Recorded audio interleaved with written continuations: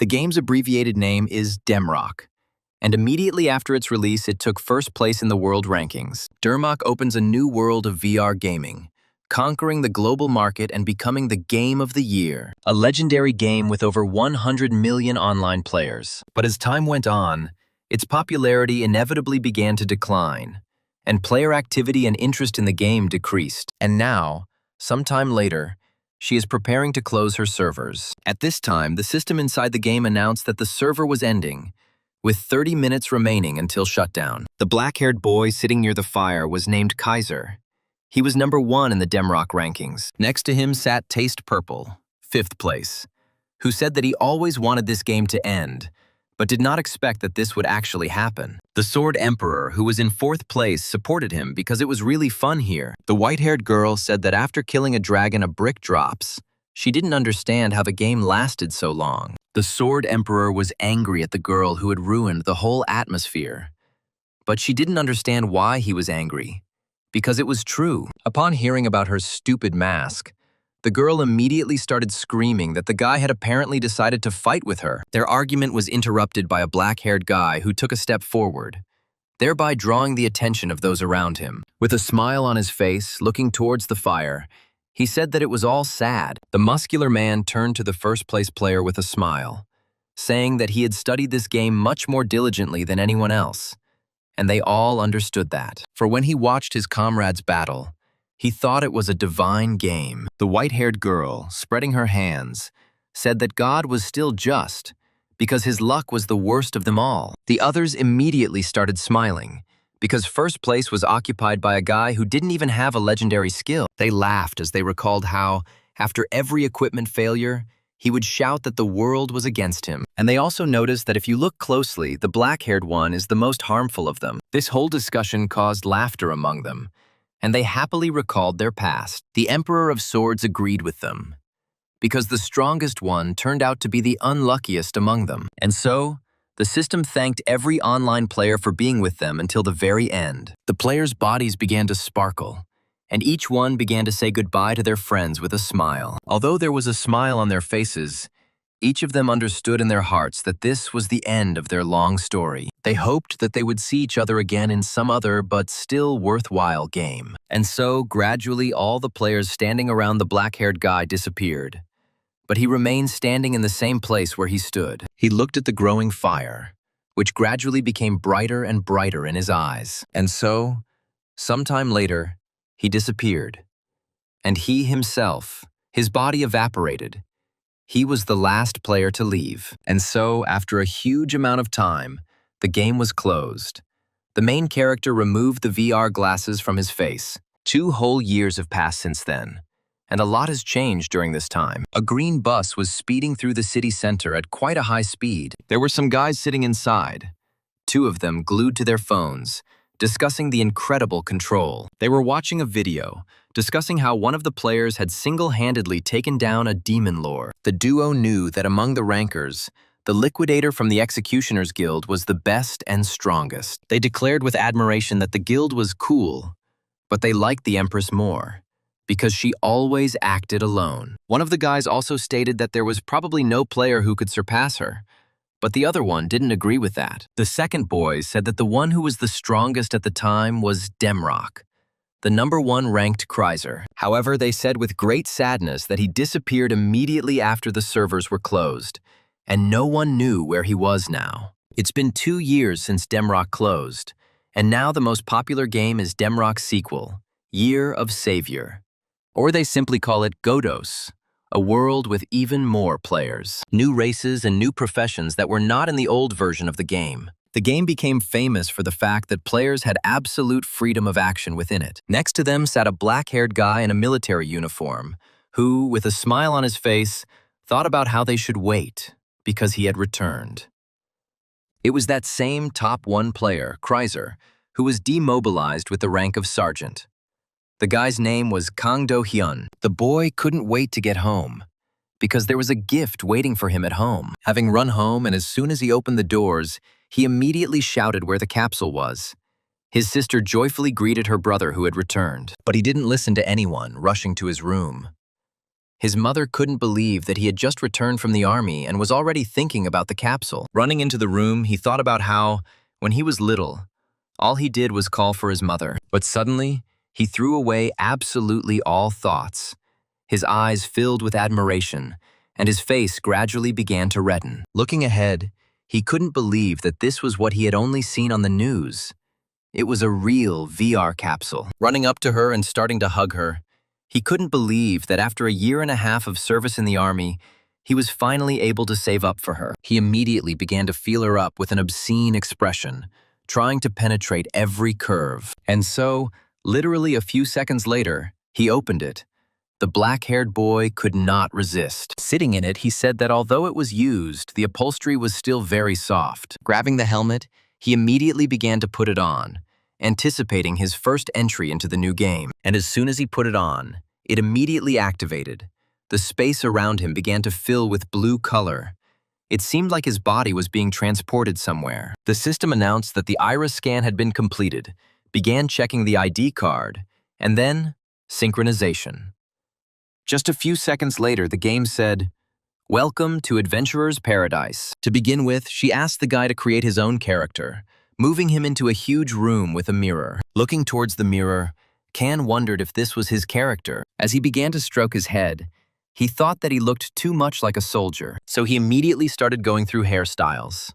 But he quickly got bored with it, so he decided to choose at random. And so, after completing the creation of the appearance, the system asked to come up with a nickname, where the black-haired man immediately thought about it. However, these thoughts were quickly thrown back, and with a smile, he said that his name was Kaiser.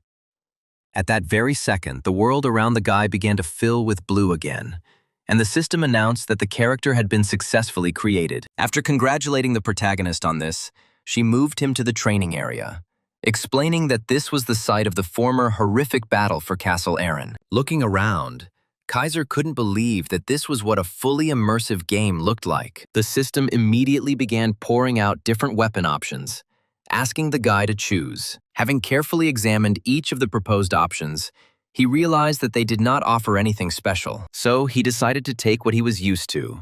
And with these thoughts, he pulled his hand forward. And then, with a terrifyingly satisfied smile, he pulled a sharp, shiny sword out of the system window.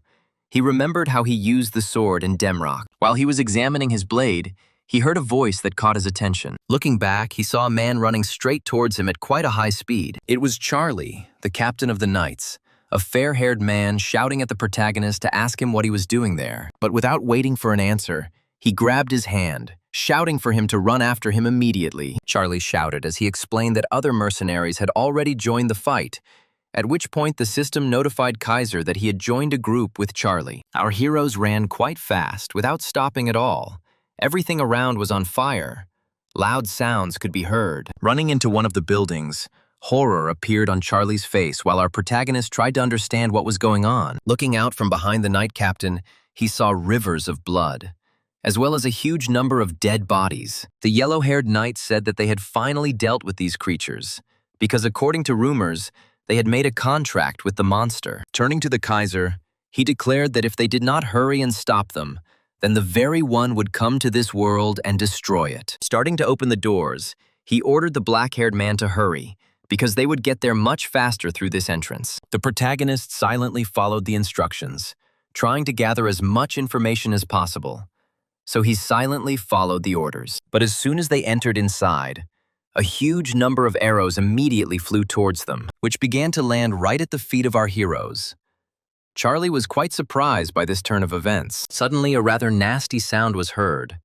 Looking forward, he immediately clenched his teeth. After all, right in front of him stood a huge army of monsters who were clenching their teeth, making animal sounds. Turning to the main character, he was about to say that they had already arrived here. He was going to break through them. But he didn't have time. After all, that same black-haired guy whom he had been leading all this time rushed forward, straight towards this huge beast army. One of the creatures standing in front threw his weapon right behind his back, about to kill the main character with one attack. Naturally, our protagonist was ready for this, his eyes filled with bright color. The yellow-haired captain himself shouted to his comrade to be careful. He began to worry about him. But Kaiser himself was not going to lose so easily. He stopped abruptly, raising dust. Due to the sudden stop, the monster missed.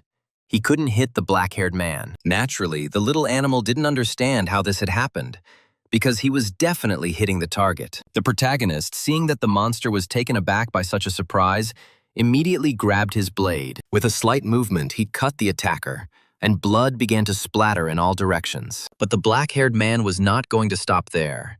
He immediately began to gather energy. He rushed forward with incredible speed and began to chop down the monsters one after another, giving them absolutely no chance. The monsters standing behind could not believe their eyes. Their fighting spirit began to completely sell out. They were afraid. Suddenly, one of the closest ones threw his weapon behind his back with a loud cry, intending to kill the black-haired upstart. But here too, with cold blood, the main character simply jumped back, thereby dodging the attacker's attack. And then he jumped up, raising his knee, getting ready to strike. Because the man's speed was incredibly fast, the monster was unable to dodge and received a direct hit to the jaw. There was a rather painful sound, and blood again scattered in different directions. Stopping, the protagonist noticed a pair of monsters standing in front of him, their bodies trembling as they looked at him. With shaking hands, they began to try to force arrows into their crossbows. However, the protagonist had no intention of leaving anyone alive. He immediately gathered his energy, preparing to rush forward. In an instant, he closed in on them, delivering a powerful slashing blow, thereby killing the latter. Immediately after this, he stopped and began to look around. At this time, those who were struck by the black-haired hero fell dead, covered in blood. Swinging his sword, the protagonist threw red drops off his blade, and a thick smell of blood began to rise around. With a smile on his face, he thought that he had been worried in vain about not having played for a long time, because not everything was so bad. Jumping from foot to foot, he noticed that his body was much lighter than it had been before. He was distracted from his own thoughts by Charlie, who shouted that it was incredible that the black-haired man had managed to cope alone. The system immediately notified the protagonist that the Knight Captain's sympathy had been increased. Lost in thought, the protagonist remembered that there was something similar in Demrock, but he didn't remember it growing after the first battle. Looking at the guy, the Knight Captain thought that perhaps the very hero from the legends was standing in front of him, because he was incredibly strong. Just a few seconds later, the system notified the guy that the sympathy had been increased to such a degree that Charlie now trusted him completely. And then she even rewarded Kaiser with a 2-point increase in his characteristics, as well as an increase in sympathy. The Knight Captain threw up his hands and laughed, shouting that thanks to the hero, everything had gone much easier than it should have. Pointing forward to the door, he said that they would have to eliminate the warlock inside, and after that, the war would end in their victory. Suddenly, a powerful explosion sounded inside them, which destroyed the ceiling.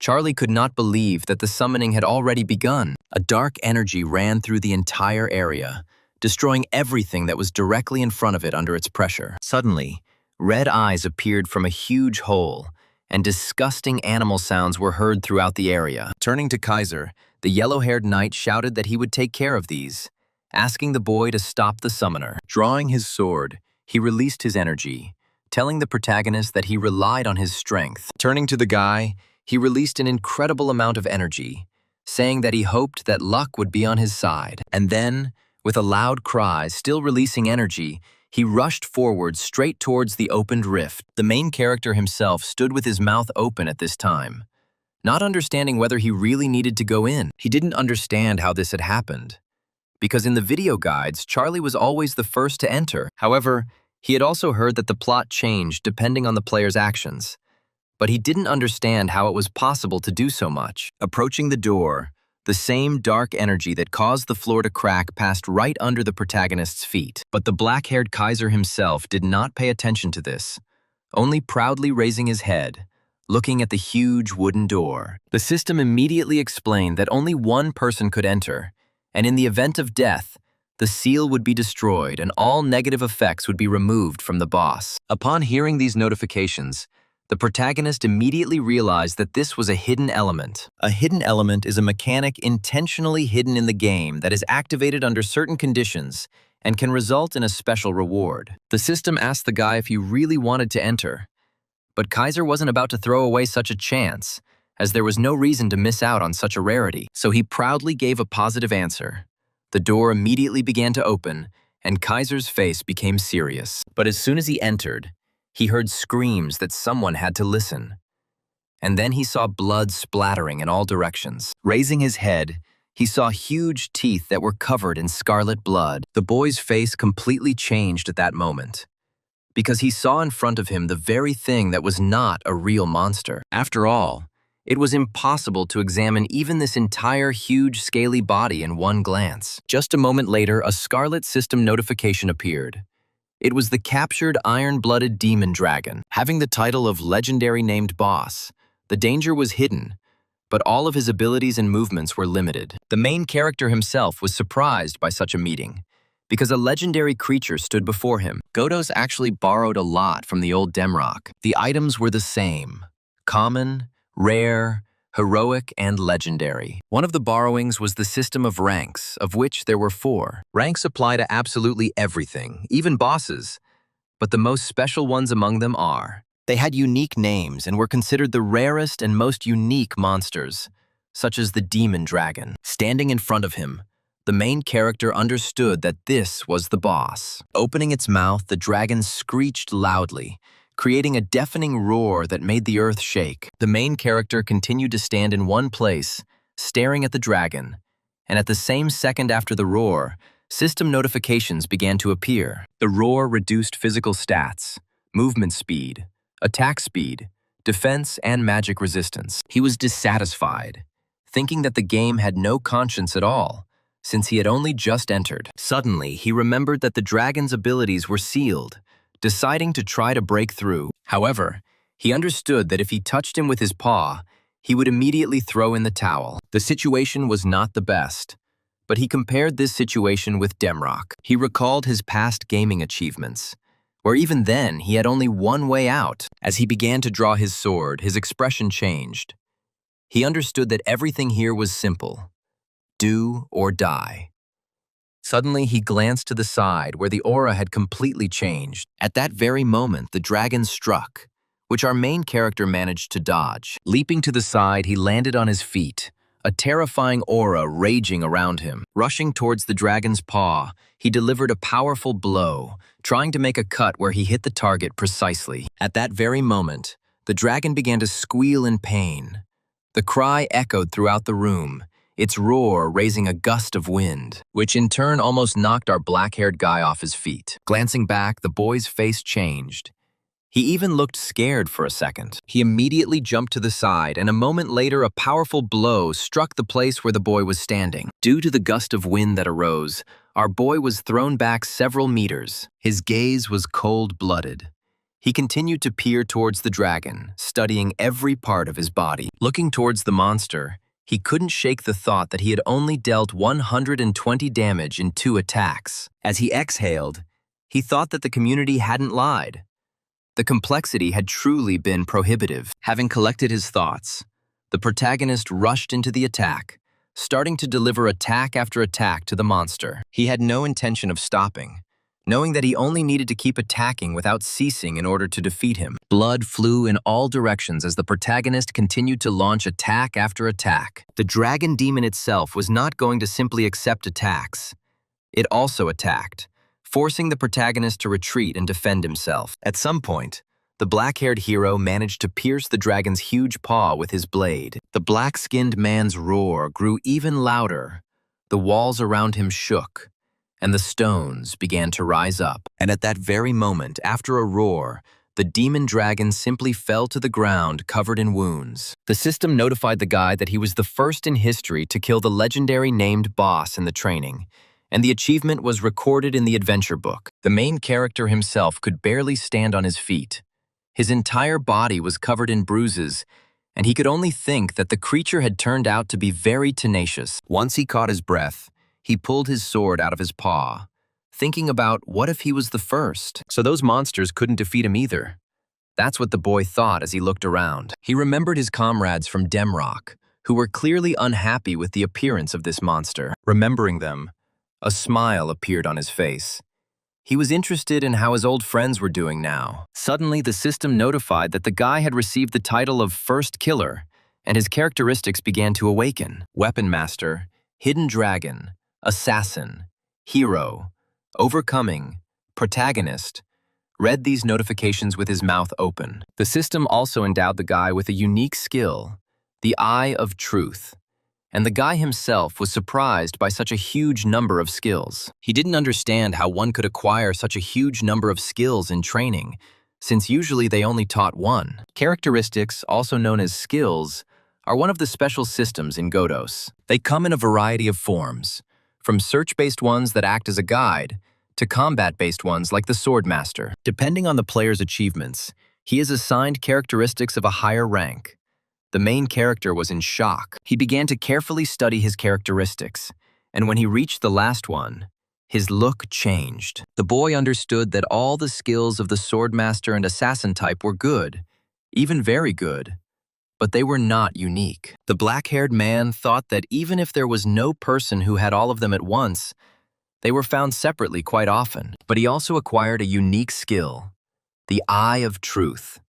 Literally a one-of-a-kind characteristic. A satisfied smile appeared on his face.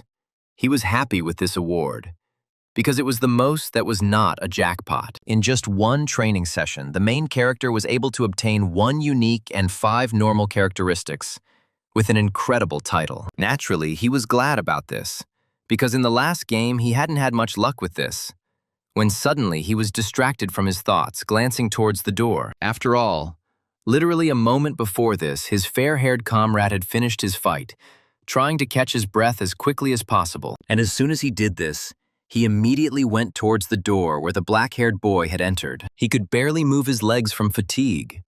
The fight had been quite difficult for him. He was covered in bruises. Once inside, he immediately turned to his dark-haired young comrade. After asking where the monster had gone, since the roar was terrifying, he asked the boy standing inside if the monster was dead. But without waiting for an answer, he could not believe that there was not a single scratch on the guy.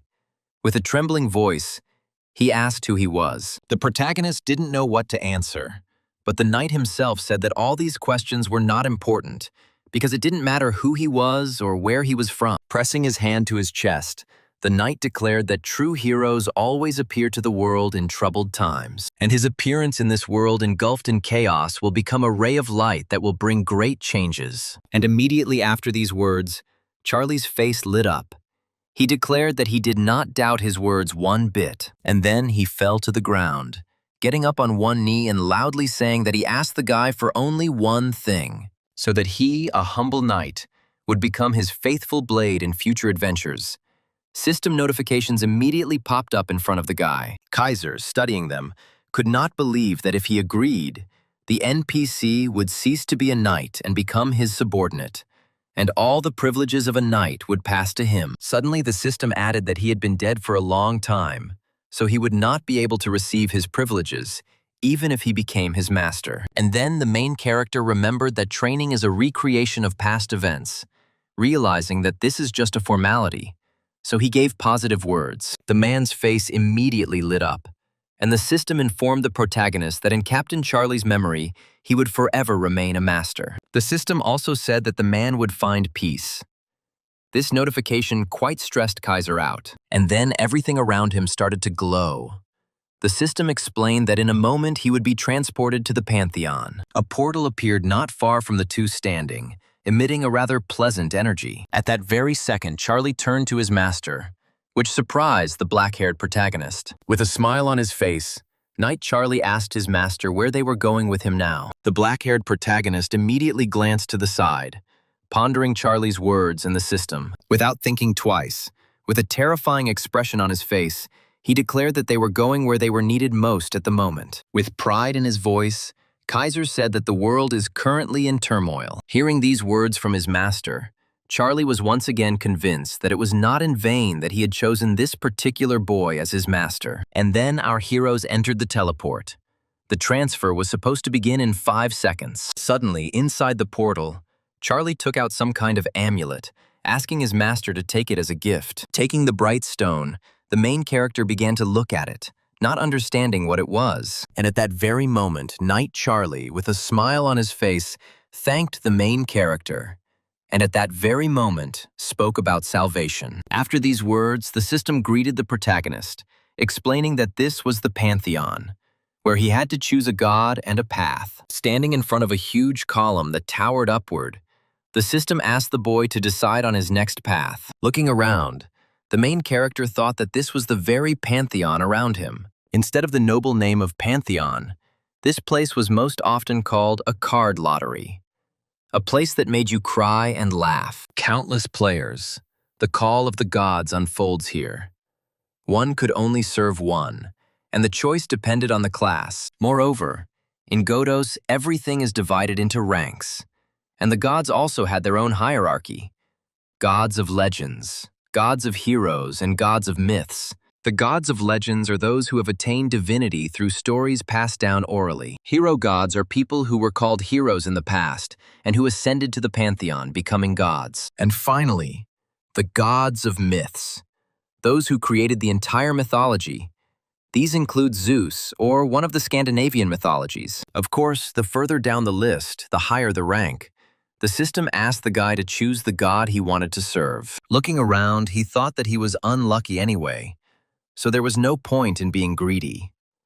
When suddenly his gaze changed, he noticed one of the cards, which was glowing much brighter than the others.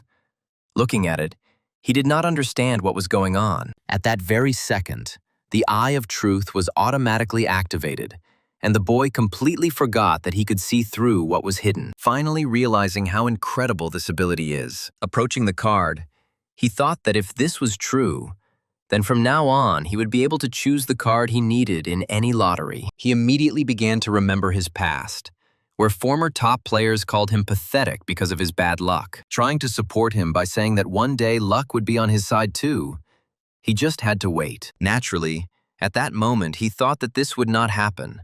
Constantly joking it off, he felt too bitter at that moment in his soul. However, now, with this power, he will be able to climb to the top of the ranks again. He could barely restrain himself from screaming with joy.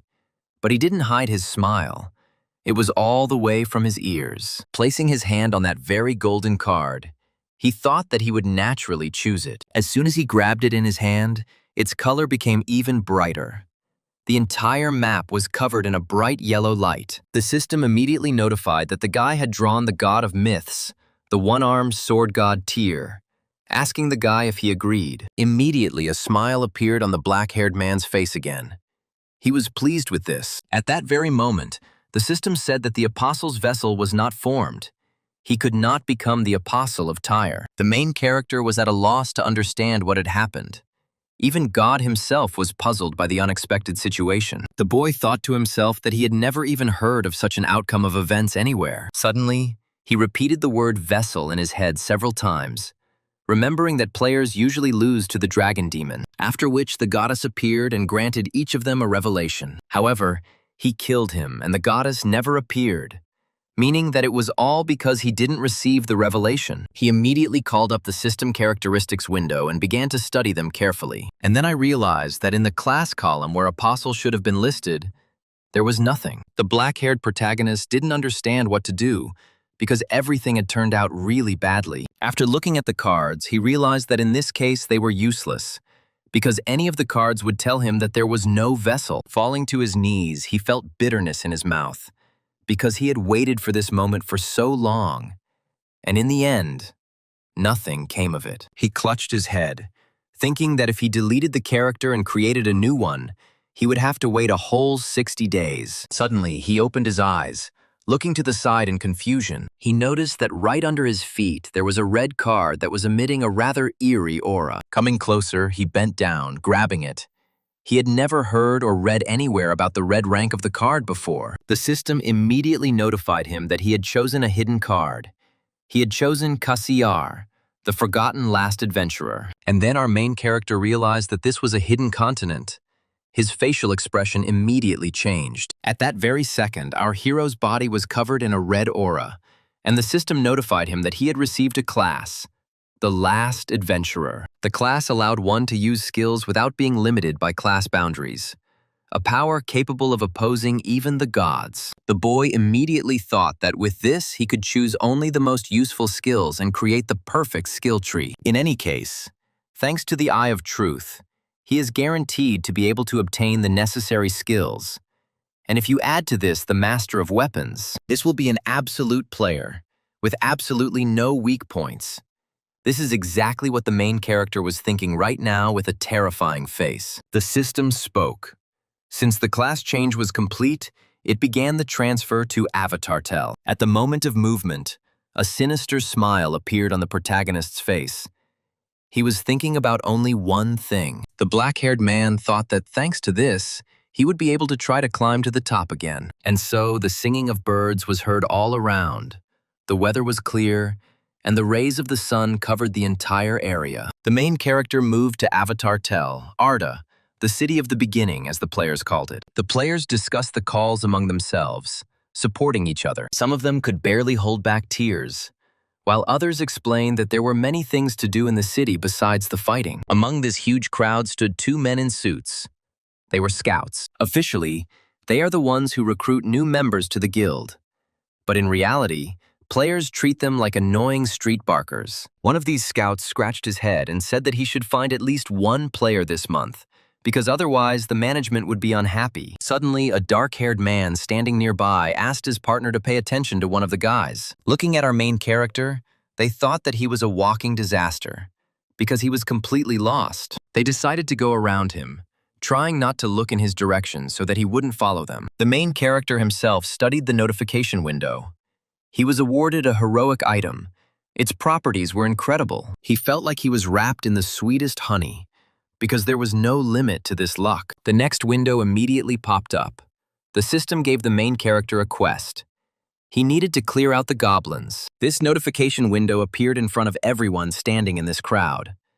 Everyone was shocked, because even those who were still in line were given it. A man appeared in front of the crowd and shouted that he relied on them all to exterminate the goblins as quickly as possible. Immediately, everyone began to gather people into their team. No one wanted to go on a cleanup mission alone. Observing this, the main character realized that everyone was gathering in groups. He was immediately distracted from his thoughts by a group of guys. One of them explained that they were going to level up to level 12, offering our hero to go with them, at the same time receiving a group bonus. Deep in thought, Kaiser began to consider their proposal, coming to the conclusion that these guys were right. After all, hunting is much easier in a group, and if you take into account the bonus experience, then team play was simply necessary. So he immediately answered the guys that he was in, and a group window immediately appeared in front of him. The leader considered the main character to be a Kaiser fan. The girl in the group didn't understand who he was talking about, so the archer explained to her that it was the player who held first place in Demrock. The protagonist himself did not participate in these discussions, deciding to abstain and not reveal his identity. Suddenly, after discussing the former top player for a bit, the group shouted in one voice that it was time to go. After watching the group's actions, Kaiser repeated them, raising his hands up. And so, for some time, our heroes were already in battle.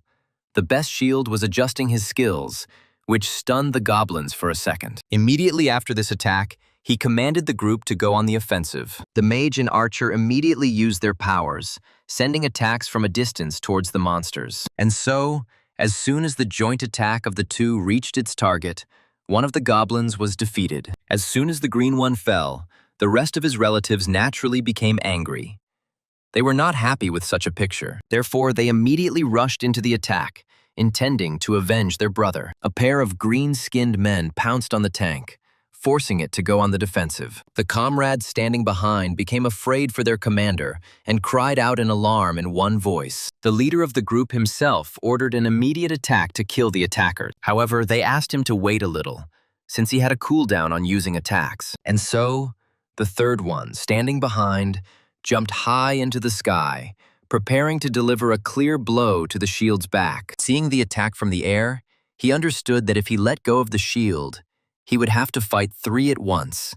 He would not be able to cope with them. For a moment, he saw a satisfied grin on the goblin's face, because literally a moment later, he would be able to cut up the little man. But it was not to be, because the trio completely forgot that there was another person in the human group, who, having thrown himself into the sky, was able to cut down one of the attackers with maximum ease. The leader was the first to notice, surprised by such speed and such force of attack. Following this, the remaining two also noticed it. They could barely make it out, but they couldn't believe their eyes. They found it hard to believe that the newcomer could move like that. The main character himself was not going to stop there, because he still had two goals ahead of him. He rushed into place in an instant, rushing towards the green monsters, and he also caught up with them in an instant, not giving them a chance to defend themselves. With a light movement of his sword, he cut them down, and the system notified them of the murder. The duo standing behind could not be more pleased with the outcome of the situation. At that very moment, amid the joyful cries of his comrades, the Kaiser hid his blade. The leader ran up and happily told the black-haired man that it was a great job, telling the guy that he was too good at fighting. With a happy face, he was about to say that if everything continued like this, they would easily cope. But he didn't have time. He immediately shouted to his black-haired comrade to look back, and immediately the faces of our heroes changed. After all, a huge crowd of goblins emerged from the forest, making disgusting sounds. Their faces were terrible. They giggled among themselves, realizing that the crowd would be able to crush the newcomers. The commander turned around and was about to give the order to retreat. But he didn't have time, because the black-haired man rushed into battle. Ignoring the cries of his comrades, Kaiser ran straight towards the crowd of monsters, intending to engage them in battle. The goblins, seeing just one person approaching them, could not contain their laughter. At the very last moment, the protagonist jumped up, throwing his blade behind his back. He released a terrifying aura, intending to kill every single one of those standing in this crowd. There was silence, and it seemed that the area was so quiet that the rustling of leaves could be heard. But just a moment later, there was a loud explosion, and a thick column of dust rose into the sky. The main character recalled the past, where his friend said that he was a bully. The main character himself did not understand what his muscular comrade meant. The jock explained that he was low on health. And then suddenly, someone like a boss appeared, and Kaiser immediately rushed at him. He thought that this was the very thing that was not recklessness.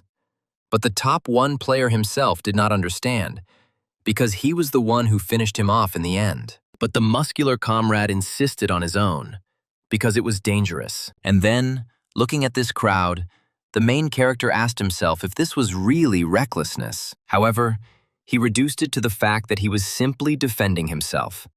He had no need to fight, exposing himself to unnecessary risk. And at that very moment, with these thoughts, he rushed into battle. When his comrades called him, the black-haired boy didn't think about it at all. All he thought about was that he never fought recklessly. The Kaiser always thought through his actions several moves ahead, assessing the chances of victory. And at that very moment, he was extremely confident of his victory. And that very calm before the explosion seemed so to everyone, because screams could be heard. However, the explosion was so loud that it seemed as if there had been deathly silence before. Blow after blow, the protagonist cut down one goblin after another. Kaiser glanced back and noticed that there was one last poison goblin behind him. He immediately leaned on his other leg, preparing to rush towards him. With incredible speed, he began to approach the goblins. Based on experience from previous battles, he understood that in a fight against a crowd, it was better to eliminate the shooters first. So he targeted them first,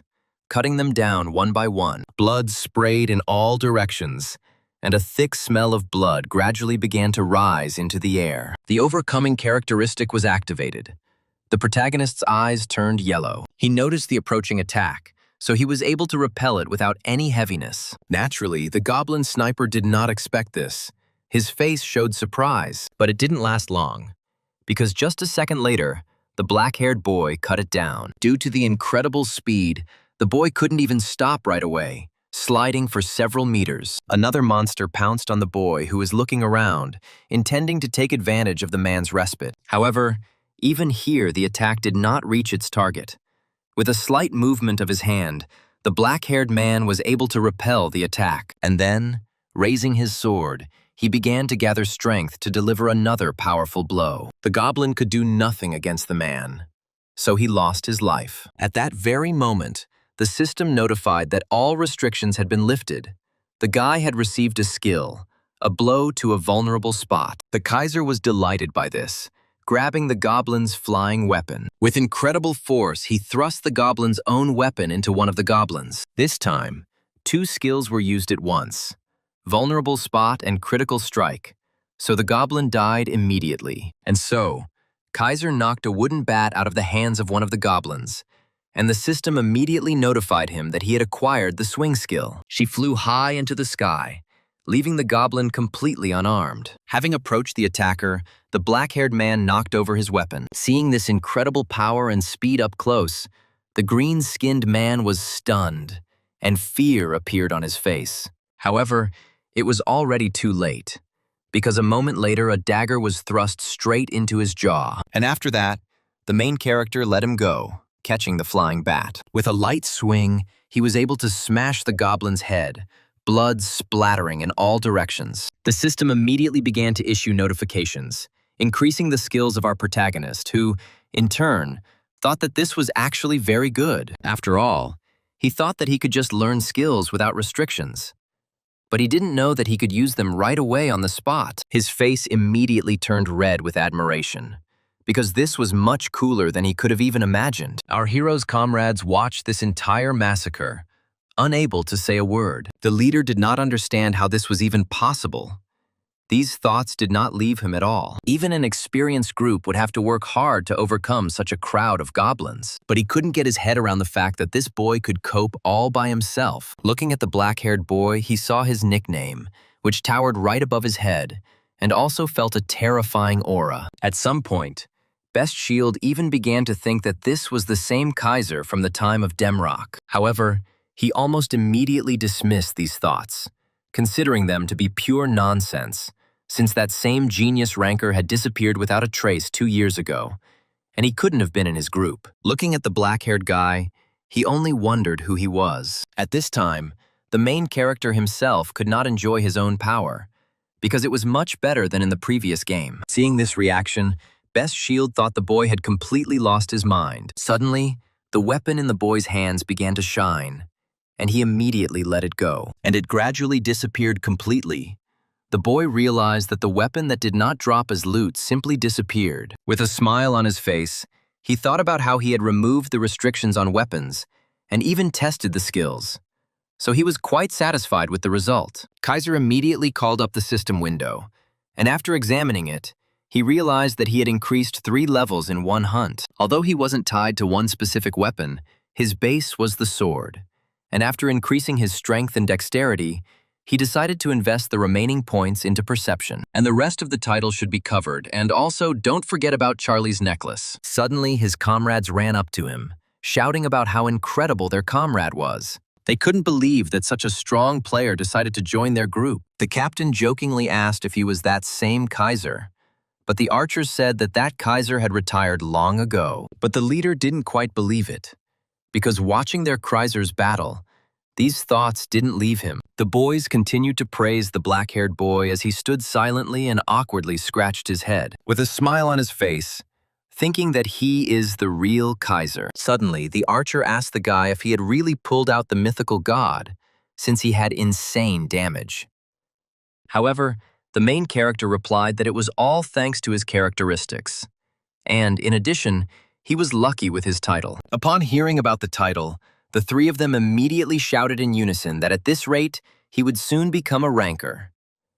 And so, for a few more minutes, they chatted pleasantly, restoring their strength. Suddenly, the group's commander, Shield, announced that their forces had been restored, suggesting that they continue the hunt. The archer joyfully shouted that this time he could take down 10 of them at once. With a smile on his face, Kaiser said that it was a great idea. The girls shouted that as long as Kaiser was with them, they weren't afraid of anything. Watching this picture, old memories came flooding back to the protagonist. He remembered his comrades who were also arguing about whether they should go further or not, hoping that the Kaiser would sort everything out. A smile immediately appeared on his face. He was interested in how the other guys were doing. Suddenly, the black-haired boy's entire body twitched. An emergency quest appeared. A mutant goblin of rare rank appeared. The protagonist was surprised by such an unexpected appearance, because such a quest should not have happened. Sometime later, our heroes reached a huge entrance to a stone cave. Standing in front of her, the 3 discussed the fact that they were nervous, and the black-haired boy himself understood them perfectly. Kaiser thought that while they were on their way here, thanks to the extra hunting, they had managed to raise the level of the entire group. Looking inside, Kaiser thought that this dungeon is called a beginner's crusher. The first time you enter it, death is guaranteed. Demo versions of Raid, Tomb of Ardi. Among all its names, there is not a single one that gives hope. Compared to normal goblins, this one was incredibly difficult, and special mechanics that require team play. A combination of these two factors. This place made it a crushing ground for newcomers. And it was here that our heroes went. When they went inside, they heard those leaving discussing how it was completely impossible to complete this, asking to do it solo. A girl from our main character's group, having heard these discussions, said that they would have a very difficult time. However, the commander was going to pass, because if they turned around now, then there would be nothing for them to do in the next raids. Hearing these words from the tank of their group, Kaiser thought that the boy had noticed everything correctly. After all, they even hire people with experience more readily than newbies. It was the same in games. Quests, materials, discovering new regions, and defeating bosses. It was all described in the adventure book. Everything a player does in Godos is recorded in a special book called the Adventure Book, Kaiser suggested. What's possible is that once you've beaten dozens of bosses, it won't be as important. But right now, to get into a group for the boss in the next city, I'll have to grit my teeth and get through it, especially since the boss of the next city, unlike the boss of Ard, was mandatory. It was with these thoughts that the black-haired boy led the group forward. And so, literally a few minutes later, they came up against huge doors, and a notification immediately popped up. It was the lair of a goblin warrior. Turning to the group with a smile on his face, Kaiser said that it was time for them to go inside. They, in turn, exhaled heavily, trying to prepare themselves for a tough fight.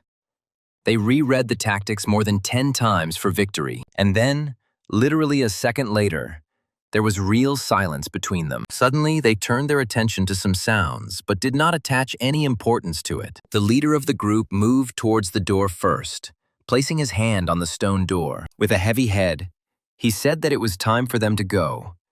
And at that very moment, his hand began to glow. Immediately, a notification window popped up in front of the other group members, informing them that their group leader was about to enter the boss's lair. The system asked whether the other participants would agree to enter with him, to which he received an immediate positive response. At that very moment, after everyone had agreed, the door began to open, releasing the terrifying aura that had been hiding inside. Clenching his fists, Kaiser thought about how he hadn't warmed up for a long time. There was a smile on his face, and then, literally a few moments later, the door was completely open. The group immediately rushed forward, but their steps were slow. From this moment, they were on guard. But as soon as they took a few steps from the door, torches began to light, and in the distance of the room, a creature appeared holding a sword. It was the same mutant goblin warrior with 20,000 health points. Naturally, the boss immediately noticed the people who had entered, and a terrifying smile appeared on his face. Without waiting for the first attack, he roared loudly, his roar echoing throughout the room. The pointed boulders hanging from above seemed about to fall straight down. The group was immediately scared because it was the first time they met an elite boss. Some of them couldn't even believe that it was just a game. But their conversation was interrupted by the Kaiser, who loudly shouted that he was advancing. And as soon as the trio looked towards the boss, they saw the goblin already approaching them. The shield, looking at Kaiser, thought that no matter how cool he was, the boy couldn't cover the three of them forever, so they had to give it their all. At the very least, he was trying to ease Kaiser's burden by making sure he could defend himself against the boss. The leader was about to give it his all right now. Seeing the strange behavior from the boss, the leader shouted at the group to scatter. At that moment, the entire trio standing behind jumped back in different directions, and only the tank remained standing, holding up a shield in front of itself. He thought to himself that it was time for the first phase, the breakthrough. By ducking, he was able to dodge the monster's powerful attack, causing it to slam into the wall behind him. The mutant goblin was stunned for 2 seconds after hitting the wall head-on. The commander, realizing this, immediately gave the order to his group to attack, and they immediately followed the order of their commander. The attacks hit their target, striking the monster's body, and a powerful explosion was heard, raising a column of dust behind it. However, as soon as she fell asleep, the face of the monster appeared, carefully examining each person standing in front of her. The leader's gaze locked with the monster's, causing the group's tank to become covered in goosebumps. However, due to his being taken aback, he missed the attack from the Goblin Titan. But still, at the very last moment, he was able to take cover behind his shield. Using the defense skill, he increased his defensive stats, trying to hold back the boss's onslaught. Turning to his allies, he immediately shouted for them to stop attacking him. At that very moment, our main character joined the fight, delivering several blows to the boss with incredible speed. Because of the pain, the goblin began to scream in pain. At that very second, the next attacks were rushing towards him. Another explosion rang out, raising a thick column of dust which left the boss stunned. Watching this, Shield was happy, because everything was going according to his plan. And if everything continued like this, they would be able to pass the first phase. The archer immediately shouted to the commander that the phase change was about to happen. But the Shield did not understand these words. Thinking about the fact that the phase change occurs when health drops to 10,000, suddenly he noticed that the boss's behavior had changed again. His body was covered in a terrifying aura, and he had thrown down his sword, preparing to attack. Seeing his comrade in trouble, Kaiser jumped off the ground and rushed towards the goblin. Having struck a precise blow to his hand in which he held the sword, thereby protecting the commander, blood began to fly in all directions. Kaiser's attack seemed to cut through the air. His power was truly incredible. This time, the boss's screams were painful. He felt pain. The leader himself looked at the bleeding boss with a surprised look, and then he turned his gaze to his black-haired comrade, who cold-bloodedly defended him. The main character himself was smiling at this time, because this time the phase was completed. The girl asked the black-haired guy if he could tell her the secret of his success, since his group was the first to defeat the boss. To which the dark-haired boy, sitting opposite the fair-haired girl, replied that it was all because everyone was good at their own thing. But the girl continued, saying that the usual standard composition of a group is a tank, damage dealer, healer, and support. There should be 4 of them. However, Kaiser's party didn't have a tank, and she couldn't understand how they managed to go on raids at all. Lost in thought, the main character didn't even know how to immediately answer this question. Having said that, the tank must fight the boss one-on-one, identify all of his phases and attack patterns, and also take all the damage on himself. This was an irreplaceable person. So this person was himself. The fair-haired girl was surprised by such an answer, but the main character's face was confident. He was absolutely not lying. And right now, the main character was performing this very role of a tank. Observing what was happening, the group leader could not verify with his own eyes, because such a thing was impossible. I thought to myself that even tanks had a hard time interrupting patterns with their control skills. But Kaiser did it easily. Without using any crowd control effects, he couldn't believe it was a damage dealer doing this. While he stood there immersed in his own thoughts, the protagonist continued to fight the boss. During the fight, a smile was visible on his face. He enjoyed participating in fights. And then one of the attacks reached the monster, and blood again flew in different directions. The archer and the female mage were discussing the fact that their comrade was hitting precisely the pain points. They had never seen this before. In turn, the leader did not take his surprised gaze off the boss's hit points. At some point, he noticed that the boss's health had dropped by up to 20%. Realizing that the second phase was about to begin, he immediately shouted to his comrades to prepare for the next phase. They immediately began to carry out their commander's orders, preparing for battle. The system immediately notified that the boss's health had dropped to 20%, adding that the goblin had activated a characteristic. The monster's entire body began to be covered in a scarlet aura, gradually gaining muscle. He grew in size, and the Goblin Warrior characteristic was activated. All of the Goblin Warrior's stats have been increased, and the Mutant stat has been activated. The Mutant characteristic, unlike the usual characteristics, granted each boss unique abilities. Among them, the characteristic received by the Warrior of the Goblin Mutants was a rule, popularly known as a counting rhyme. The system explained that when physical damage was dealt 4 or more times in a row, the entire party would receive a debuff. And when magical damage is dealt 3 or more times in a row, All damage is returned to the attackers. Each member of the group felt a terrifying aura that spread throughout the room. The system also added that due to the warrior stats frenzy effect, players' attack and movement speeds are reduced by 4%. Kaiser's group members were at a loss as to how to deal with the boss while they were under the effects of debuffs, while the main character himself was immune. Seeing this message, a smile appeared on his face.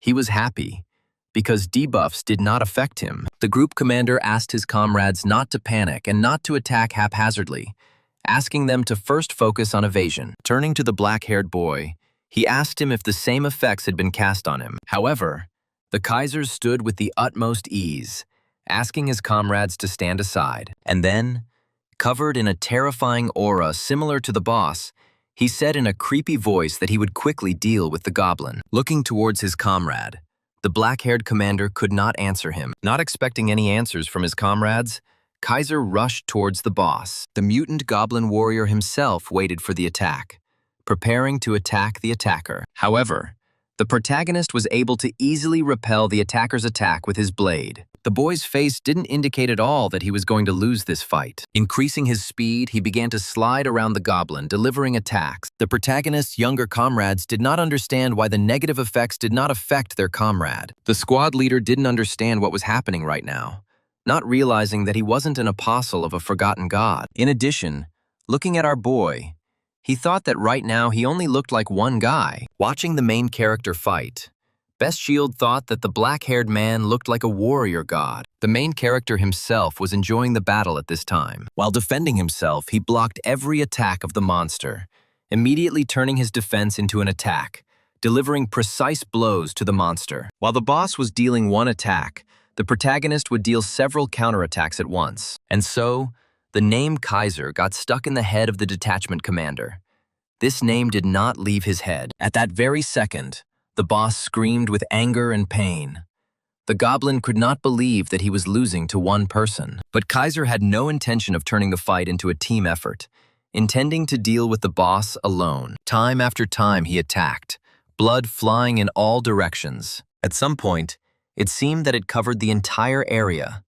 A thick smell of blood began to hang in the air. The black-haired boy's face looked calm, without any emotions. The aura around the guy gradually became more and more terrifying. At the same time, the system notified the protagonist about level increases and increased swordsmanship, and also that thanks to the 7th level of sword mastery, sword damage is increased by 7%. And so, having increased his speed to the maximum, he approached the monster, and in the next moment he found himself completely behind it. The system notified that, thanks to the Fury effect, the boss is dealt 10% additional damage. And at that very moment, the boy delivered a powerful, precise blow to the mutant goblin warrior. The roar rang out for the last time, and the monster's entire body was cut open. Gradually, the roar died down, and the boss himself fell to the ground, still continuing to bleed. The system notified that the boss had been defeated, meaning the dungeon had been cleared. The protagonist's comrades could not believe their eyes,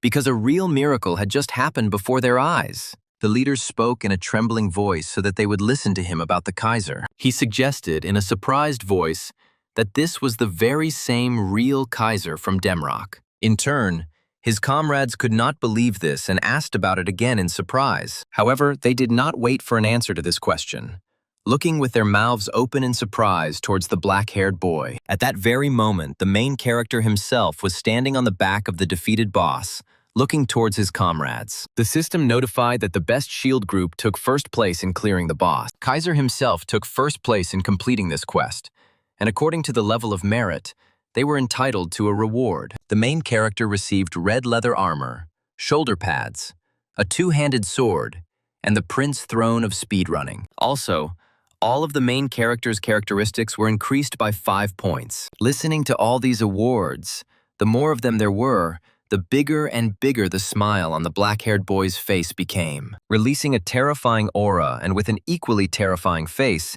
he said that goblins are best chopped into cabbage. And so, approaching his comrades, Kaiser saw that they were studying the notice without interrupting them. They were happy because they had received heroic ranks, and each member of the group received the rarest rewards. The duo shouted loudly, thanking Kaiser, because if it weren't for him, They couldn't even dream of such rewards. The boy himself, with a smile on his face, replied that it was all thanks to them. Suddenly, a rather rough voice from the squad commander tore them away from their pleasant conversation. Approaching the guy, he lowered his head, asking if he wanted to look at the name listed in the ranking. He apologized because his name was in the ranking, saying that he should have changed the name at the very beginning, and he was very sorry about it. The boy himself thought that even getting to the first place in the ranking was a great privilege. After all, thanks to this achievement, they might even be invited to join one of the 10 great guilds. Even though it was just a dungeon in the starting town, they still wrote their names into the ranking history. On top of all this, these guys even outdid the liquidator himself. The commander distracted the guy from these thoughts again, continuing to apologize for the inconvenience, intending to compensate for it. Hearing all these words, a smile appeared on the black-haired boy's face. Still with the same smile and sweet voice, he told the black-haired man that everything was okay. After all, he understood everything perfectly well, since the name of the group leader is automatically included in the ranking anyway. He added that he didn't expect them to take first place, thinking to himself that it didn't matter what name was in the ranking. After all, public attention will only bring problems, and the most important thing at the moment is awards. For this fight, he was able to receive a warrior set. These were the best items that could be obtained at this stage of development. And since he received such things, he had no reason to complain. He giggled with a terrifying expression, holding his head, which frightened his comrades, who asked if everything was really okay. Suddenly, the boy was distracted from his own thoughts, changing to his usual face, loudly, declaring that everything was fine, asking them not to apologize to him. They began to thank the boy again, saying that they would now be devoted to him until death.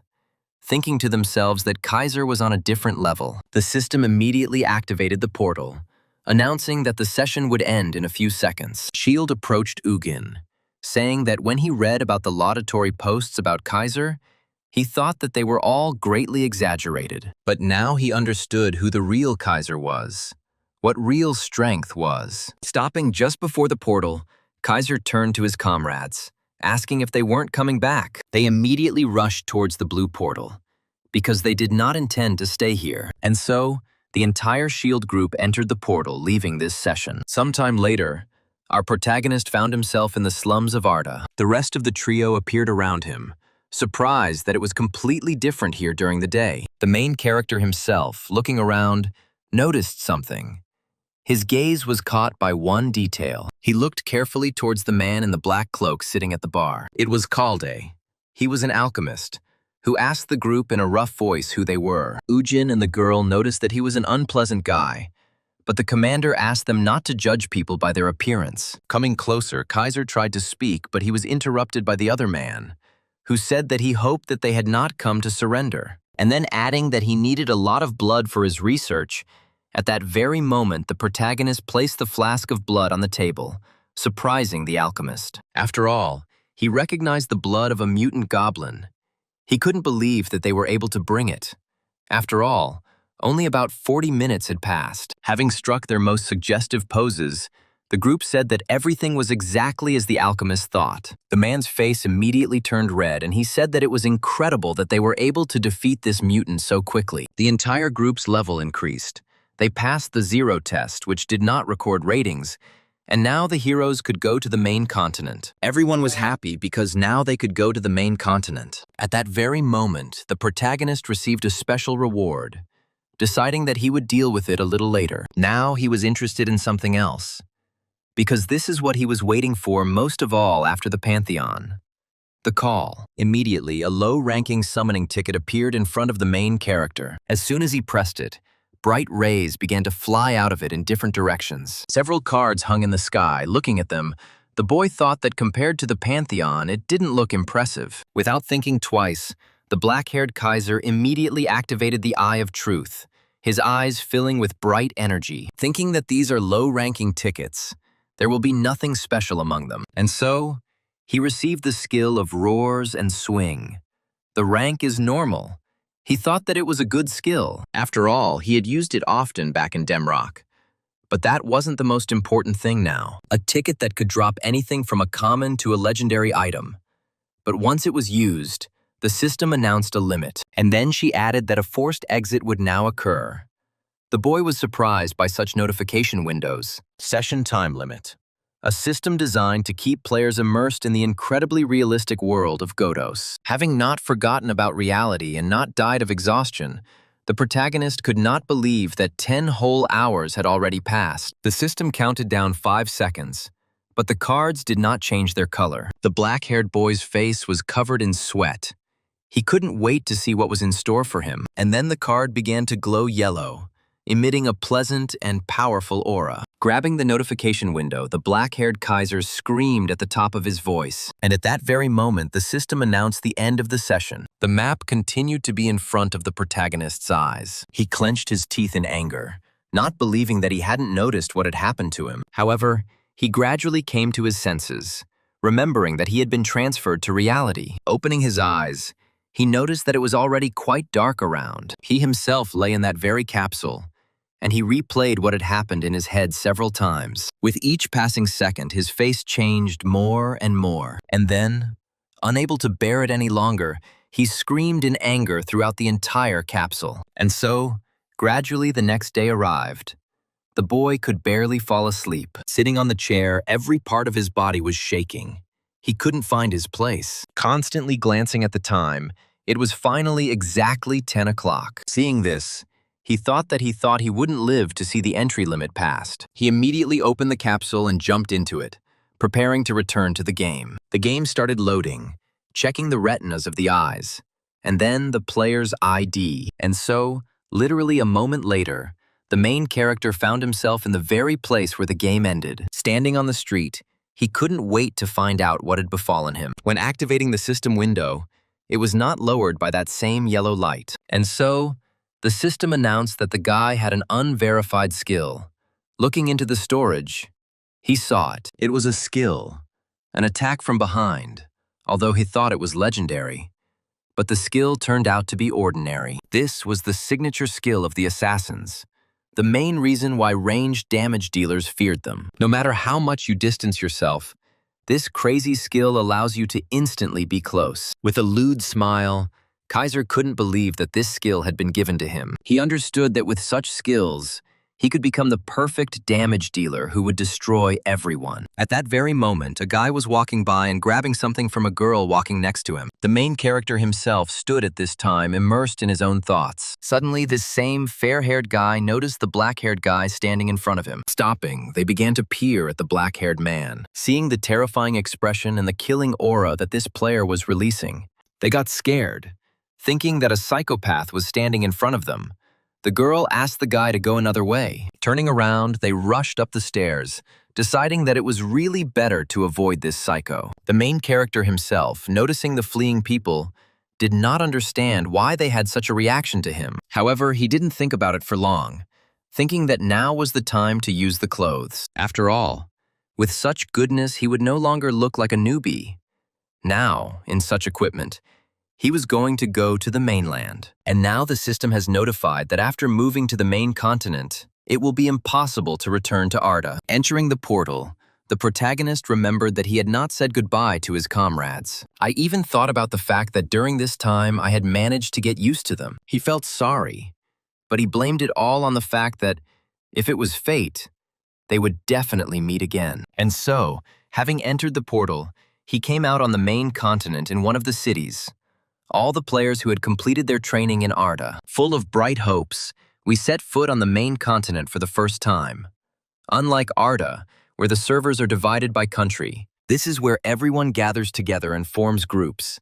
And the first point on this path was Raven, the very first city. Immediately, shouts were heard on the street asking for people to make way, as Raven's knights had returned from their mission. They were leading a tied-up guy who was screaming at them to let him go immediately. The system itself notified the guy that previously blocked systems were now available, and the newbie bonuses were canceled. She asked the new player to enjoy the horizons of the main continent, asking that crimes be reported to the guards. Reading these notices, Kaiser was shocked, because it is not for nothing that they say that the real game begins only on the mainland. Immediately, a man approached the main character, asking him to come in and try their beer, which was the pride of the city. Other men followed him, praising their food. Looking at them, The main character thought that now everything was clear.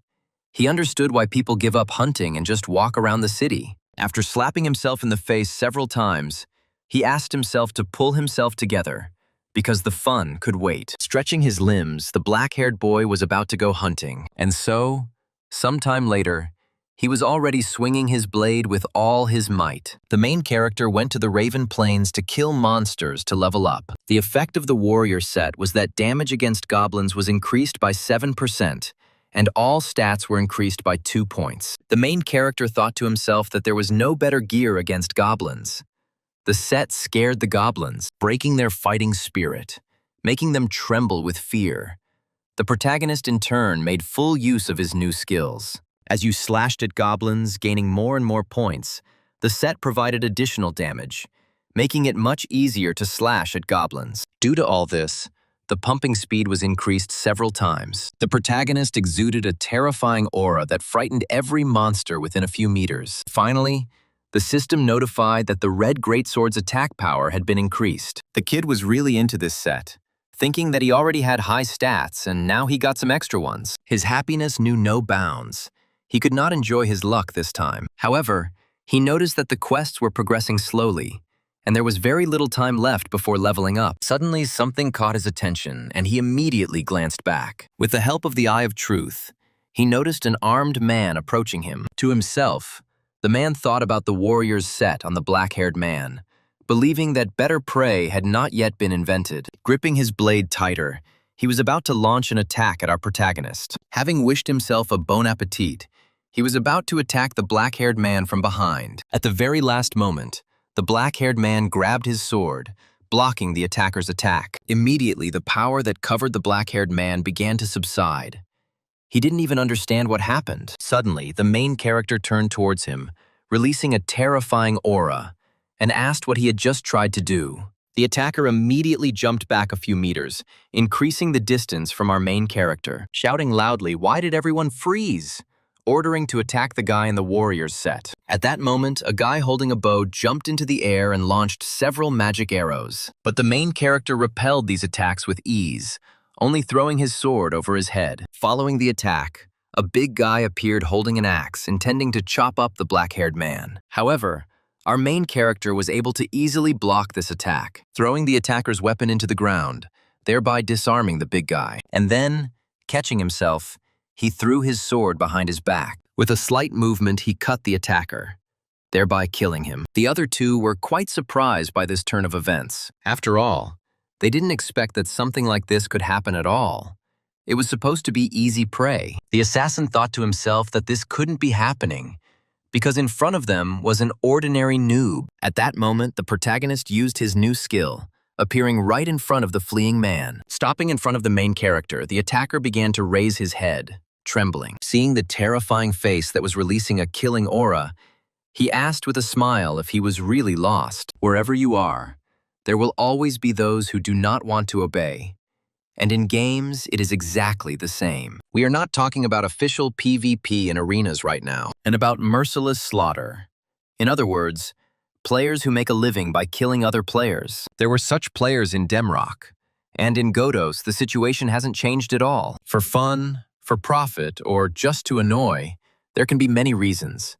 But if you ask who is the worst of them, 9 out of 10 will answer: gankers. Those who kill players who have barely left the starting village and clean them out blind. Just like this guy standing right now in front of our main character. This is not the first time Kaiser has encountered such players, so the reaction to his appearance was appropriate. The black-haired ganker couldn't believe that this was a rear entry skill. He didn't understand how a swordsman could use this skill, but his thoughts didn't last long. And so, sometime later, the system began to notify Kaiser about player murders. The player's data was identified as villains, so the system accepted the protagonist's actions as self-defense. Therefore, the karma indicator will not increase. Listening to these notifications, the guy thought that in this game everything is the same as in Demrock. However, RD, with its bonuses for newcomers, was an exception, beginning to remember the past. He thought back to his first group in this game, thinking that those guys had been unusually kind to him. But the reality was much worse. because it was such that there were only scumbags around. The main character, Kaiser, was about to go collect loot and receive a reward for the quest. And so, sometime later, the black-haired boy was able to reach the Western Gate, the Western Forest of Raven.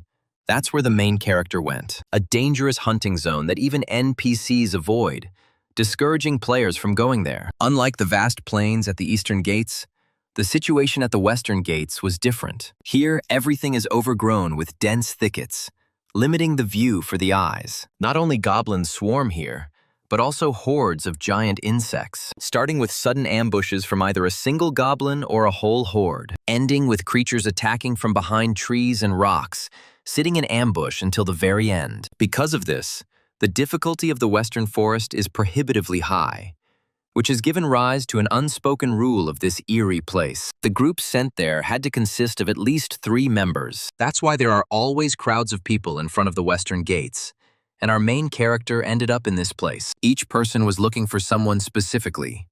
Someone needed help with leveling. Someone needed a tank in the group. Someone needed a damage dealer. A group of 3 young men were looking for a healer, not understanding where they all went, to which the yellow-haired man told his comrades that healers were always in short supply, because they were boring to play and hard to level up. Suddenly, the big guy pointed into the distance, asking the rest of his comrades to look into the distance. Looking at our protagonist walking alone, they called him a mad suicide bomber, considering him an upstart. The others supported him, because even the top guys mostly go there in a group, because the chance is always high. Continuing to watch him go, they couldn't understand what this black-haired man was hoping for by going to such a terrible place alone. Listening to these conversations, Kaiser exhaled heavily with a smile on his face. And so, in that very place, he cut down crowds of goblins left and right. He wasn't going to leave any of them alive. There was already an unpleasant smell in the air, and now it was mixed with the smell of blood. The goblins, in turn, did not just attack head-on, but also tried to catch the man in a mistake by attacking him from behind. But our main character didn't take first place in the ranking in the last game for nothing.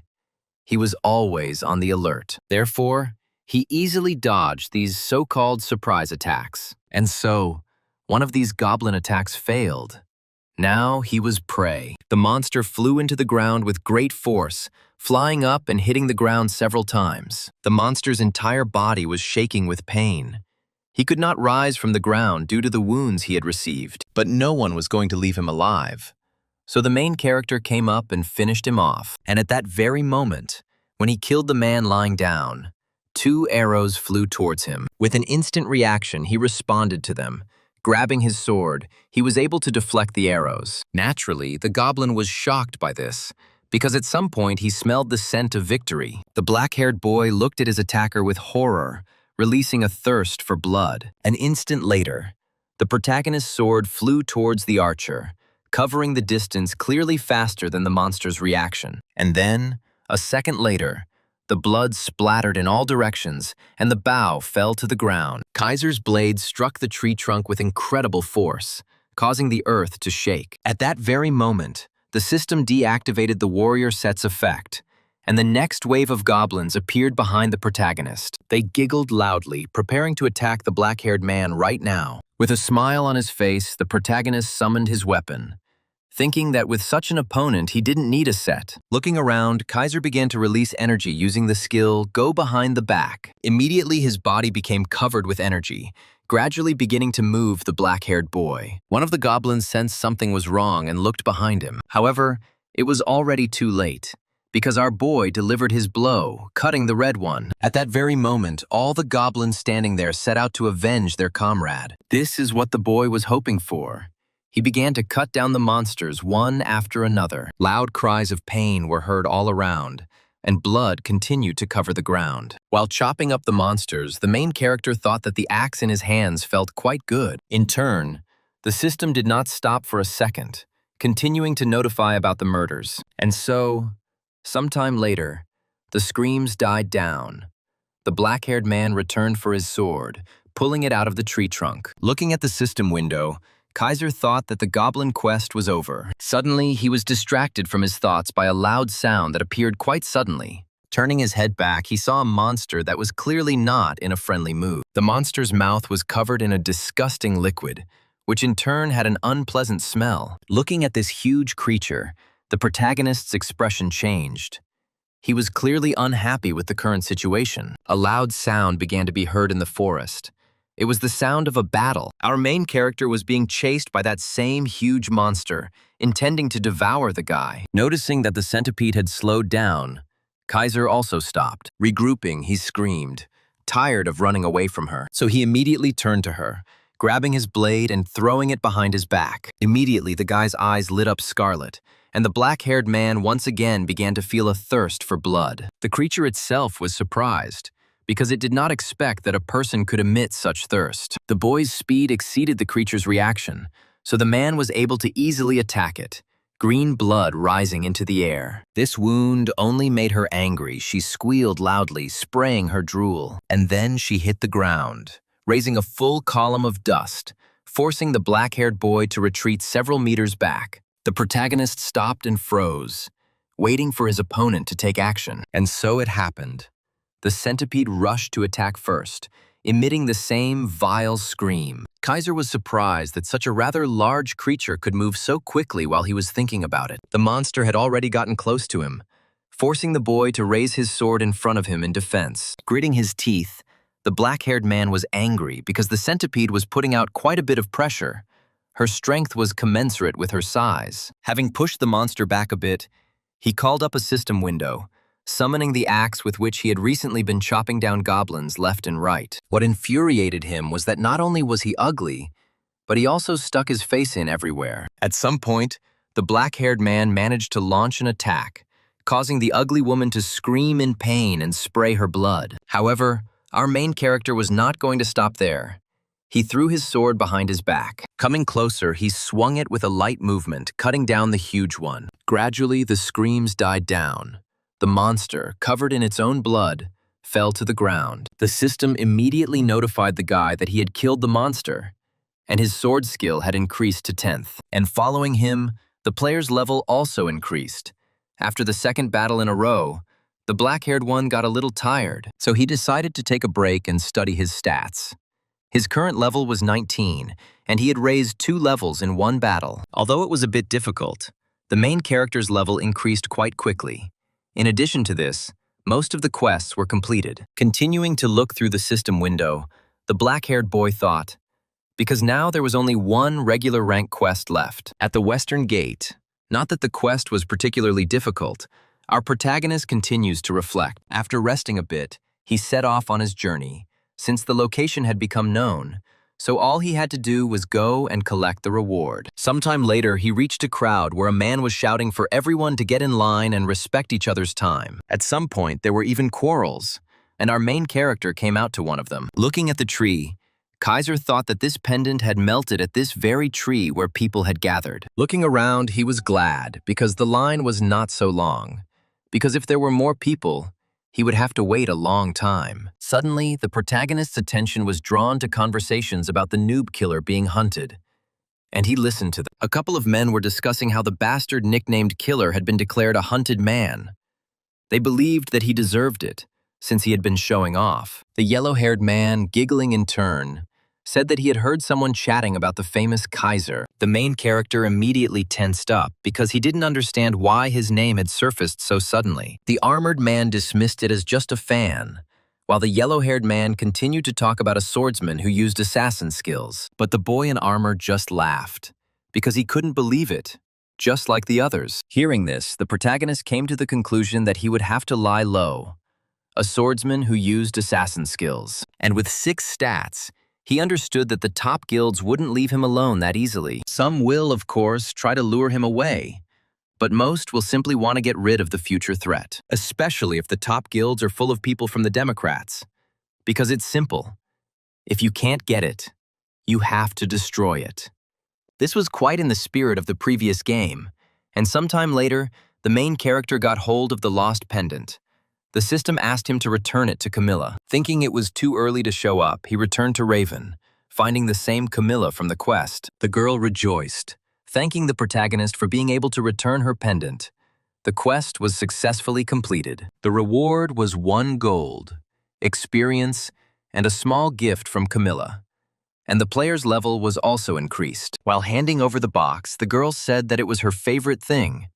But because Kaiser was kind, she was giving it to him. Taking it, Kaiser thanked the girl for the gift, asking her not to lose it again. At that very moment, the effect of the title Maximum Sympathy from the very beginning was activated, where Camilla's sympathy quickly increased. While the girl was saying goodbye to her brother, the main character, leaving, was surprised at how quickly their sympathy was growing. Opening the system window, he was about to look at the next quest. Seeing a quest where they give a whole coupon, he realized that this was probably not something he could miss. If we talk about the dungeons behind the Western Gate, there are two main ones, the Goblin Chieftain's Abode and the Ant Hole. Each of them was considered a creepy place. If he wants to build a warrior set, then the best place to go is the Goblin. However, the problem is that both of these dungeons required a group. It's probably too early for him to show off his unique abilities to a crowd of unfamiliar players. And so, sometime later, the main character came to the dwelling of the Goblin leader. As usual, there was a crowd of people who were calling players to their groups. Some were looking for mages. Some were taking players from a certain level. Others simply bought junk at high prices. Others repaired weapons. The main character looking at them was surprised, because even crafters had gathered in such a place. And so, he noticed how one of the guys in armor rudely answered the guy that they do not take bandits. At some point, an argument even started between them, because another guy in armor joined in. Near them, a crowd surrounded the girl, asking the magician to go with their group. After observing the situation for a while, the main character realized that everyone here was looking for magicians. Remembering that in Godot's everything depended on the boss's stats, class inequality was the norm here. In this dungeon, the magician was king and god. But the problem was that even a swordsman was absolutely useless here. Suddenly, he was distracted from his thoughts by a click. Someone called him, calling him a guy in the warrior's network. A young man approached and asked if the main character would like to join his group, explaining that they were high levels and that they had come here simply for the quest, so it didn't matter that he was a swordsman. Lost in thought, the black-haired boy realized that something was wrong here and decided to play along with them a little. Clutching his head, Kaiser replied that if they didn't mind, he would be happy to join their group. As soon as Kaiser accepted the invitation, he immediately saw their levels. All three were level 24. At that very moment, our boy realized that this situation meant only one thing. They recognized him, so they approached him so sweetly to invite him to join their group. A moment before, the same trio noticed a black-haired boy standing out from the crowd. They noticed him because of his set and his two-handed sword, assuming that this was the same Kaiser. A sinister smile immediately appeared on their commander's face, considering that the sight before them was not a happy one. So they immediately approached him, calling him, although they had no intention of indicating that they recognized this set. When they approached, they pretended to be cute players who hadn't been appointed and had come up with a question about joining the group. And they didn't pay any attention to the fact that in front of them stood a swordsman, and not a mage, who was required to complete this quest. Even though the main character guessed that he was being invited to the group for a reason, he agreed, because he also needed to complete this quest. And so, upon entering the cave, the system notified all participants that they had entered the abode of a goblin chieftain, a rare rank. And so the main character's new team entered the battle, starting to exterminate the goblin scouts. The system notified that the scout's death had become known to the leader. The two guys silently discussed how easy it was. After watching the battle, Kaiser thought that the trio was not bad. The damage was decent, and the group's coherence was also high. The system added sometime later that the frightened leader sends out his soldiers, asking the players to prepare for battle. In the distance, a huge number of red eyes appeared. They were monsters that were making disgusting sounds. Turning to the boy, the trio asked the boy if he wanted to try to deal with them himself this time, adding that if he gets into trouble, they will help him, deciding at the same time to try how they can work together. The main character thought to himself that these three had simply decided to test what he was capable of. Deciding that there was no other option but to play along, he headed towards the monsters, grabbing his weapon. Concentrating, he used a roar and a swing, heading towards the monsters at incredible speed. Having immediately begun to cut them to the right and left, gradually the entire earth began to be covered in scarlet. It was the color of blood. With satisfied grins, the two guys thought that it was definitely him. They thought that they were finally able to find him. The commander turned to his partner and asked him how he was, to which he replied that Kaiser was not bad. He added that he skillfully avoided blows to vital points and was quite fast for a two-handed sword. After thinking for a bit, the commander said that with such gear and such a zone, he would hardly have given in to anyone. However, his comrade interrupted him, saying that this was all too strange, which the commander did not understand, asking again, not understanding how their assassin had lost. After all, he was not strong and fast enough to kill their comrade. After all, for an assassin with invisibility and poison to lose, one of the best classes for PvP. The magician standing behind them intervened and said that it made no difference, since their task was simply to finish him off. Throwing all thoughts aside, the commander agreed with the girl with a smile on his face, saying that they should sort it out and wash their hands of this. The tank raised his shield with a smile, asking his comrades if it was time to start. The commander asked them to watch their comrades' faces and act according to the old plan. The big guy asked them not to worry. At this time, our main character continued to fight against the goblins, cutting them down, covering the cave more and more with blood. Running up, the commander said with a satisfied face that the boy really was cool. The others who approached also noticed the black-haired man's strength, because they came to help him. But he managed without their help, to which our protagonist countered their statements by saying that they were also good in combat. They began to discuss among themselves how lucky they were to have found such a professional in their group. The main character thought to himself that they had abandoned their teammate alone in the thick of battle, and were behaving so brazenly after such a dirty trick. They can abandon him at any moment, and if he dies, they will probably get their hands on the main character's gear. After taking a rest, the commander suggested moving on, since they had already stood in one place for too long. Looking towards the main character with a terrifying gaze, the commander thought that he would kill him at the first opportunity. In turn, the main character felt this, also changing his face, thinking that it would not be easy for him to do this. Moving further, the commander was the first to enter the battle, starting to cut down the goblins. The group's tank followed suit, crushing the cave monsters with its strength. An explosion came from behind the main character, and one of the goblins flew straight towards him. The commander, noticing this,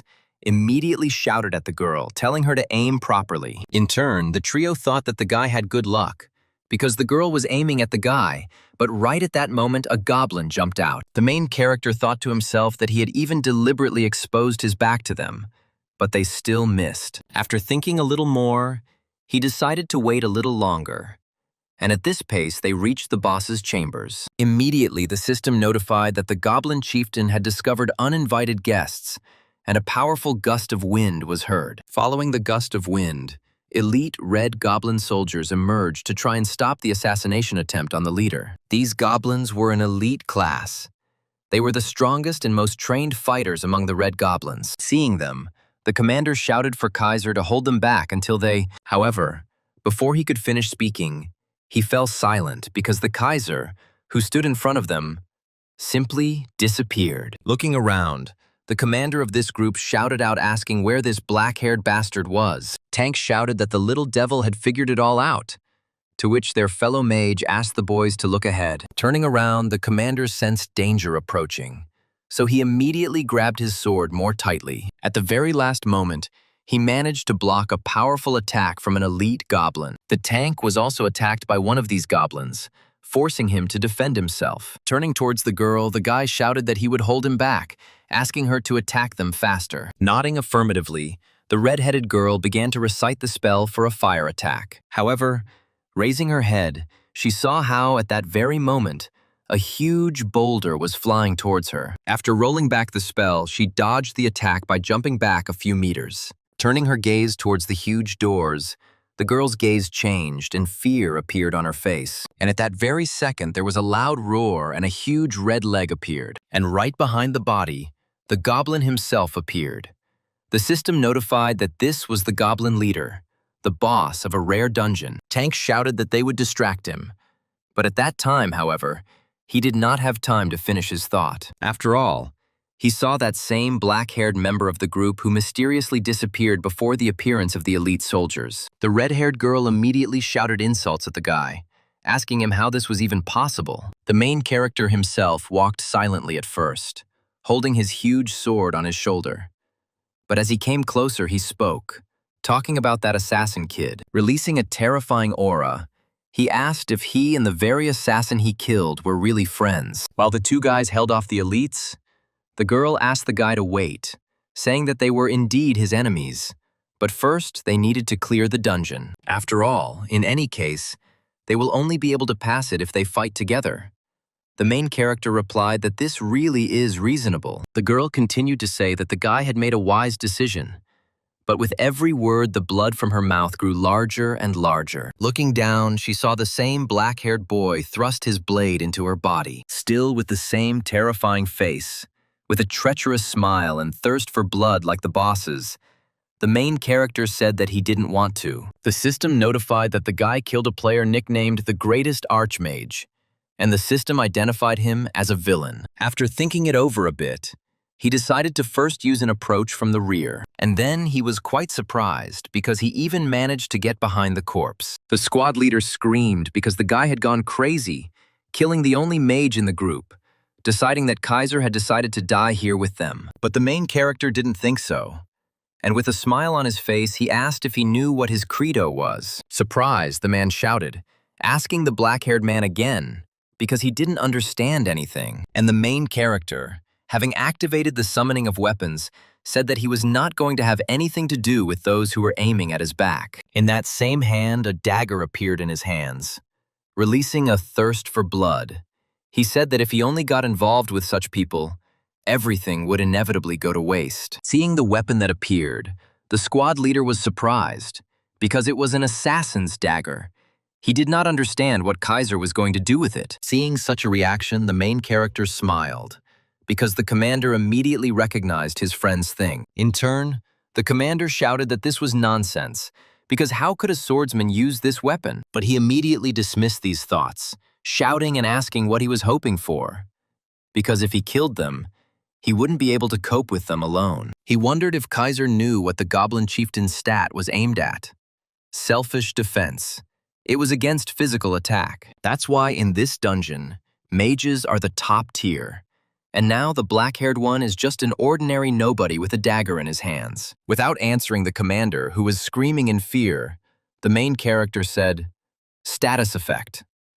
And then, with a satisfied face, he asked him what he thought the status effect was related to. But he thought the guy was crazy, because he was going to kill him with ordinary bleeding from a weapon. The protagonist, in turn, didn't think so, because now the situation would turn out completely differently than they could even imagine. Naturally, the commander of the assassination group was very surprised by this reaction and the Kaiser's subsequent actions. The protagonist began to act with incredible speed, moving around the cave. In an instant, he appeared behind the red elite goblin, waving his dagger. The system immediately notified that the difference in characteristics was overwhelming, so the assassin's dagger effect was activated. Immediately, the boy holding the sword in his hands fell to the ground, clutching his throat, from which blood began to flow. Coughing up blood, the guy didn't understand, since his level was higher, what they could even be talking about. After all, no matter how cool Kaiser's gear was, he was only level 20.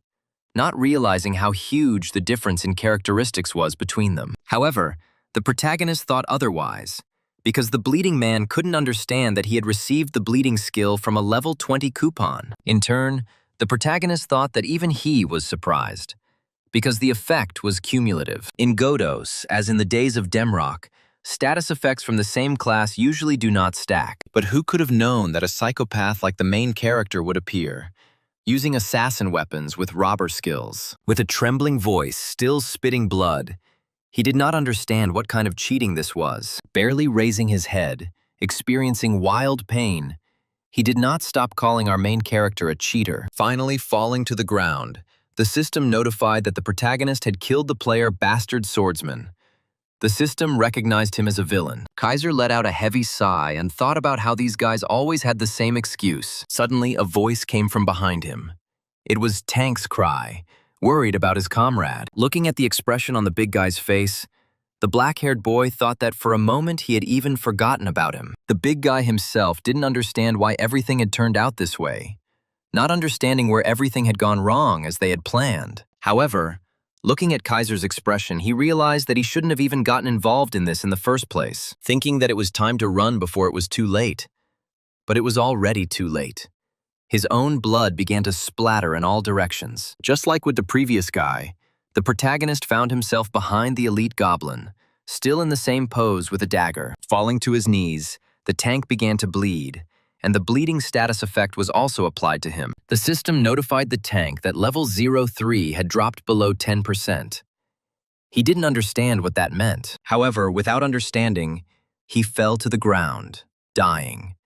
The system notified the protagonist that he had killed the villain, and so, the system additionally notified the main character that he had killed an elite red goblin. The boy thought to himself that the euro was quite good, but he would have put another 15 points into strength. Watching what was happening, the red goblin chieftain continued to roar, simply watching. He looked carefully at his army, never expecting them to fall so easily. As soon as the brute began to squeal, the system notified that the goblin leader was furious over the death of his subordinates. Due to the notification, the black-haired Kaiser nevertheless turned his gaze to the screaming man. Seeing him running furiously towards him, he thought to himself that he had completely forgotten about the leader. At that very moment, his eyes lit up with a scarlet color, and with a smile on his face, he thought that he was going to have some fun right now. Suddenly, before reaching our main character, the huge body jumped into the air and began flying straight towards Kaiser. These actions amused the black-haired boy. He concentrated his strength in his legs. Jumping straight at the red-skinned monster, he slammed his knee into it. From this powerful blow, the goblin's entire face was covered in blood, and it began to fly in different directions. But our boy wasn't going to stop there, continuing to attack the red brute, ultimately sending him straight to the ground. A loud explosion was heard as soon as he landed. Suddenly, our boy's face changed. He was surprised, because he saw something he didn't expect at all. Dust rose around the creature's body, and the air filled with yellow energy. The system notified that the goblin chieftain's characteristic, selfish defense, had been activated. Returning to his former thirst for blood, the protagonist headed towards the monster. Flying past him at great speed, he made 2 precise cuts all over his body. The monster began coughing up blood. The system notified that level 03 had dropped below 30%, and the bleeding effect had activated. Suddenly, the red-skinned creature felt a strange feeling and immediately turned towards the black-haired man. Noticing how he was draining a terrifying aura that even made him tremble, the main character himself was smiling a terrible smile at that moment, saying that it was high time to finish. Naturally, the monster was scared, he was timid, but he was not going to give up so easily, screaming throughout his chambers. And the next second, he simply ran away, trying to leave this place as quickly as possible. The protagonist wasn't particularly surprised by such actions, so he activated the skill of going behind the lines. Turning around to check where the man was, the goblin was surprised because there was no one behind him. But as soon as he turned his head back, he noticed how Kaiser had moved closer to him. With the same expression on his face that scared even the bosses, the protagonist asked the runner where he was going. The red-headed man's face spoke for itself. The monster was terrified. There was a disgusting sound, and blood splattered in all directions, covering the entire nearby wall. The boss fell to the ground, covered in blood, and the system notified the protagonist of the victory over the boss. The entry was made in the adventure book. Kaiser's level increased, his dagger proficiency level increased to 5, and a leather belt dropped. The boy thought to himself that everything had worked out well, because he had just needed the belt. His strength had immediately increased by 1 point, and his health by 2. With a smile on his face, Kaiser reasoned that if there had been a time limit, he would have made it into the rankings. On top of all this, he glanced back, because there was still some reward left. Approaching the shield, Kaiser examined it carefully. The shield was of a rare class, and it was made of silver. The boy assumed that it was expensive. Next to the shield lay the bastard's training sword, which rather puzzled the protagonist. Remembering his former commander, Kaiser assumed that he had been too much of an avid role player. But that guy's nickname was now worthless. After examining the pendant, the main character thought that it could be sold for good money. Suddenly, he heard some sounds. Immediately activating the Eye of Truth and looking to the side. Looking into the distance, the black-haired boy felt an incomprehensible aura.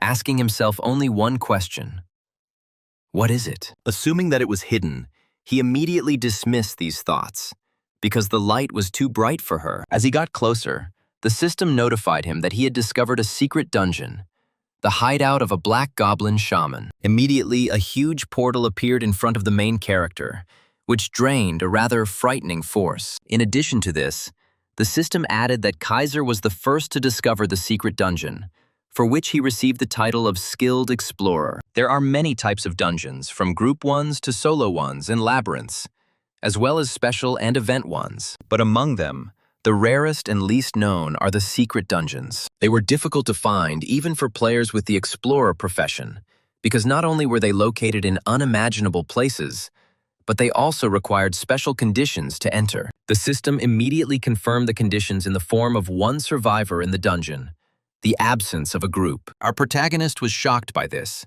because in a group dungeon, you need to find a secret entrance alone, without a group. With such conditions, even if you found it, there would be no point. The next moment, a system window appeared in front of the guy. The shelter had a heroic rank. Kaiser could not miss such an opportunity. Fried, who ranked 1,500th, wrote that entering the secret dungeon was like sticking your head into the mouth of a beast. Remembering this, the protagonist thought that it sounded ambiguous. But all the players were of the same opinion. After all, what does this expression mean? Everyone, as one, thought that the mouth would slam shut, that same mouth that will bite and never let go, taking you to the very bottom. The secret dungeon is that very mouth, wide open, awaiting its prey. Entering inside, the protagonist imagined the very beast that was lurking in anticipation. But this didn't stop him in any way, because he wouldn't be himself if he didn't go inside. And as soon as he entered inside, a black clot of energy immediately flew towards him. A system notification appeared that said that after receiving a direct hit, he would be affected by the status ailment, shadow vision. Under the effect of shadow vision, his field of vision is narrowed for a certain time. However, the hero characteristic was immediately activated, which blocked the mental pollution, so the effect was ignored. A smile immediately appeared on Kaiser's face. He had this ability that saved him in such situations. A creepy voice rang out, asking how he dared to enter his house without asking, deciding that the man had completely lost his fear. At that very moment, purple lights appeared, and our hero was surrounded by a huge number of monsters. After examining them, the black-haired boy realized that these were the servants of that very black goblin shaman. And above, lurking, were undead spiders, who made much more disgusting sounds than ordinary goblins. After looking at each enemy in front of him, the protagonist strained, thinking that they looked too disgusting. The voice from the man in the cloak was heard again, saying that the man was frozen with horror when he saw his children. Looking at him, the system notified that in front of him was a named boss of heroic rank, a goblin type, named Jihad Black. Kaiser was surprised, because even in secret missions, the difficulty was off the charts. But for a named boss to appear, a smile immediately appeared on his face, because when he killed the dragon, the reward was absolutely amazing, and he became interested in what would happen next. In turn, the boss continued asking. He was interested in how the man managed to find this place. He added that he didn't feel that the energy of a researcher was flowing in the person, even though many different forces were mixed in it. After hearing all this, the main character was even more surprised, because the goblin was quite perceptive. Having begun to release his power, the goblin laughed, shouting that this was an unusual specimen and that he felt sorry for him, because the guy was about to die. Immediately, all the mobs in this dungeon became active, also starting to release the same nasty energy. A smile appeared on the protagonist's face, and he asked loudly if he wasn't even tense, about to remind him. Activating his power, he added that when fighting a close-range fighter, a ranged fighter must always be on guard. Naturally, the goblin was very surprised, because he felt a human presence right behind him. The goblin immediately activated control over corpses, and thanks to his sleight of hand characteristic, his speed increased significantly. And then he launched a powerful charge of energy using the corpse's explosion. There was a powerful explosion that raised a column of dust, followed by a gust of wind, and a smile was visible on his face. However, Just a moment later, that same satisfied smile was completely replaced by surprise. The goblin immediately turned towards his comrades, simultaneously glancing towards the explosion. After all, right at that moment, the goblin felt a terrifying thirst for blood from the man standing in front of him. A terrifying smile was visible on the protagonist's face. He was pleased that he had found such a wonderful place to receive the reward. The bleeding effect immediately activated. The goblin immediately looked at his body, surprised, because he did not understand when he had been wounded. The main character himself asked with a smile if he was surprised, and immediately added that he had warned him. Enraged, the goblin called the man a rat and began to gather clots of energy. Starting to send them flying in different directions, the goblin shouted that they would now see how far an ordinary person could go. Noticing the approaching attacks, the main character naturally immediately began to dodge them. But the goblin had no intention of stopping at a small amount, continuing to release more and more energy with each passing second. And then, an incredible number of rays began to fly around, hitting exactly the places where the main character stood. The boy thought to himself that he could see everything, where he was aiming, where he was going to hit, and also, looking at his face, he understood what his opponent had in mind. And then, at some point, several black goblins flew towards the black-haired boy. Goblin Black laughed. He looked pleased, shouting that death was about to come right now. The system notified that Boss Jihad Black was using the ultimate necromantic technique, Great Corpse Explosion. And at that very moment, a powerful explosion was heard. Still giggling nastily, the goblin told the guy that he himself was to blame for bringing his death closer. Suddenly, the laughter died down as a black-haired boy appeared right behind the named boss. With disgust in his voice, Kaiser asked the goblin boss if his skill was on cooldown. But without even waiting for an answer, he hit him in the face with all his strength with his fist, sending him flying. The boss was unable to regroup, so he took the blow with his face and subsequently flew straight into the wall behind him. Saliva and drops of blood flew from the dark-skinned man's mouth. His prowess was strong enough to inflict severe damage on the monster. Sliding down the rock, he grabbed his chest, starting to squeeze it, his breathing ragged. Kaiser himself slowly began to approach him. Looking towards the monster, he released a terrifying aura that seemed to consume all the air around him. Gritting his teeth in anger, the goblin called the protagonist a worthless person, promising that he would definitely take revenge on him. However, the main character wasn't going to listen to this nonsense, and he punched the boss again, causing him to spit out his blood again. But the black-haired guy wasn't going to stop even with one blow. He began to deliver blow after blow to the black-skinned man, not giving him a chance to defend himself. And then, a few minutes later, the boss's nasty voice was heard, asking the guy to stop and wait. Hearing this request, the black-haired boy was very surprised and taken aback for a second. Raising his hands, the boss said that he had hit his bone, adding in a trembling voice that you can't hit bones. Looking at the trembling body and listening to the trembling voice, the protagonist was shocked, not believing that the boss was standing in front of him. And then I remembered that this wasn't just a boss,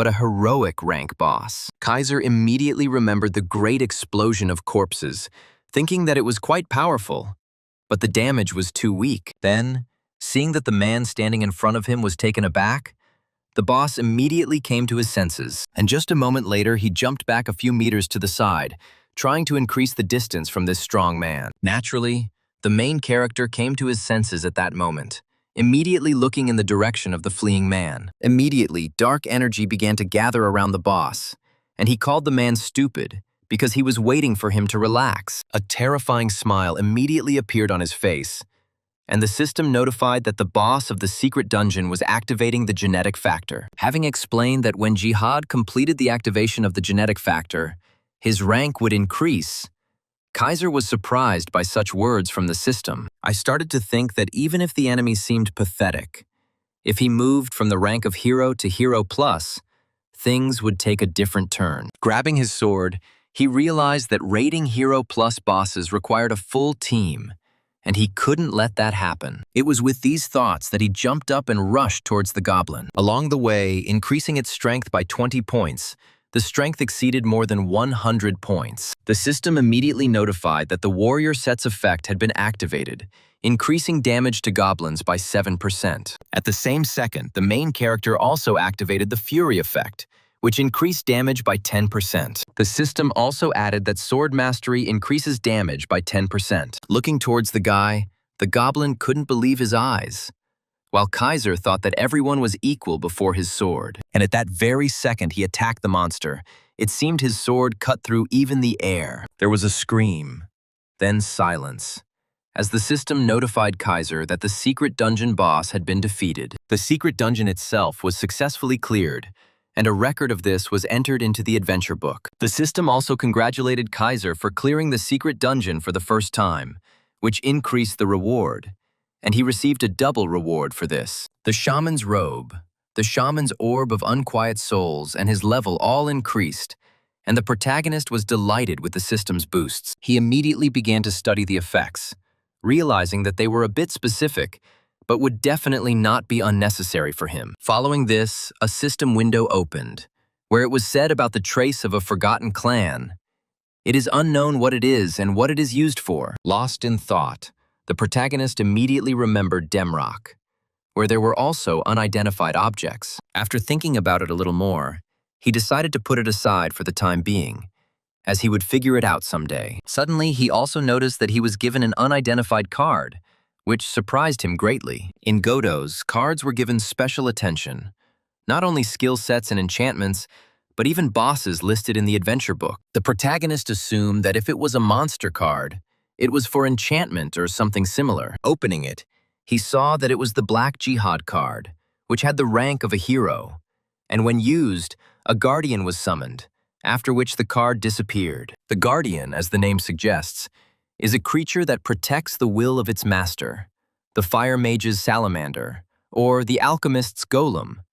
These were examples of guardians. The black-haired boy was in shock as he began to remember his past. After all, if it is not a divine beast like a dragon or a tiger, which that very muscular old man was dragging around with him, assuming that in this case the guards usually only eat money and do not bring any benefit. After activating the card, the system immediately notified that the guy had summoned a guard, from which a small goblin appeared. He was level 1, and when he appeared and looked towards the main character, he immediately screamed in fear, not understanding why the black-haired man was still here. Seeing this small creature, the boy was shocked, because he thought it was some kind of misunderstanding. He thought to himself that they usually have a cool look, incredible power, but he got something incomprehensible. Falling to his knees, Jihad could not believe that he had become a dirty servant of a man.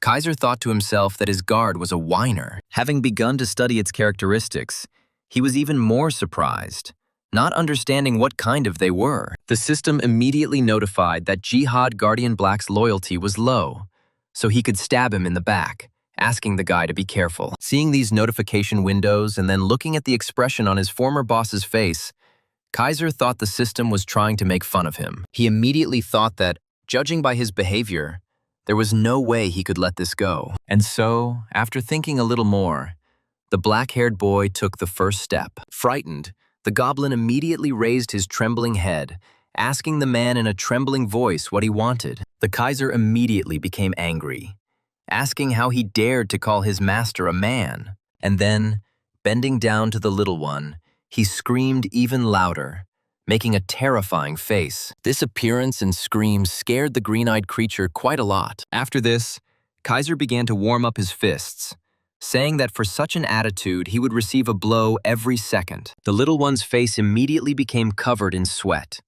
He was quite frightened by these words coming from the man. But the main character wasn't joking at all. A terrifying smile appeared on his face, and it was with this smile that he said that he would now begin the educational process. A look of surprise appeared on the monster's face.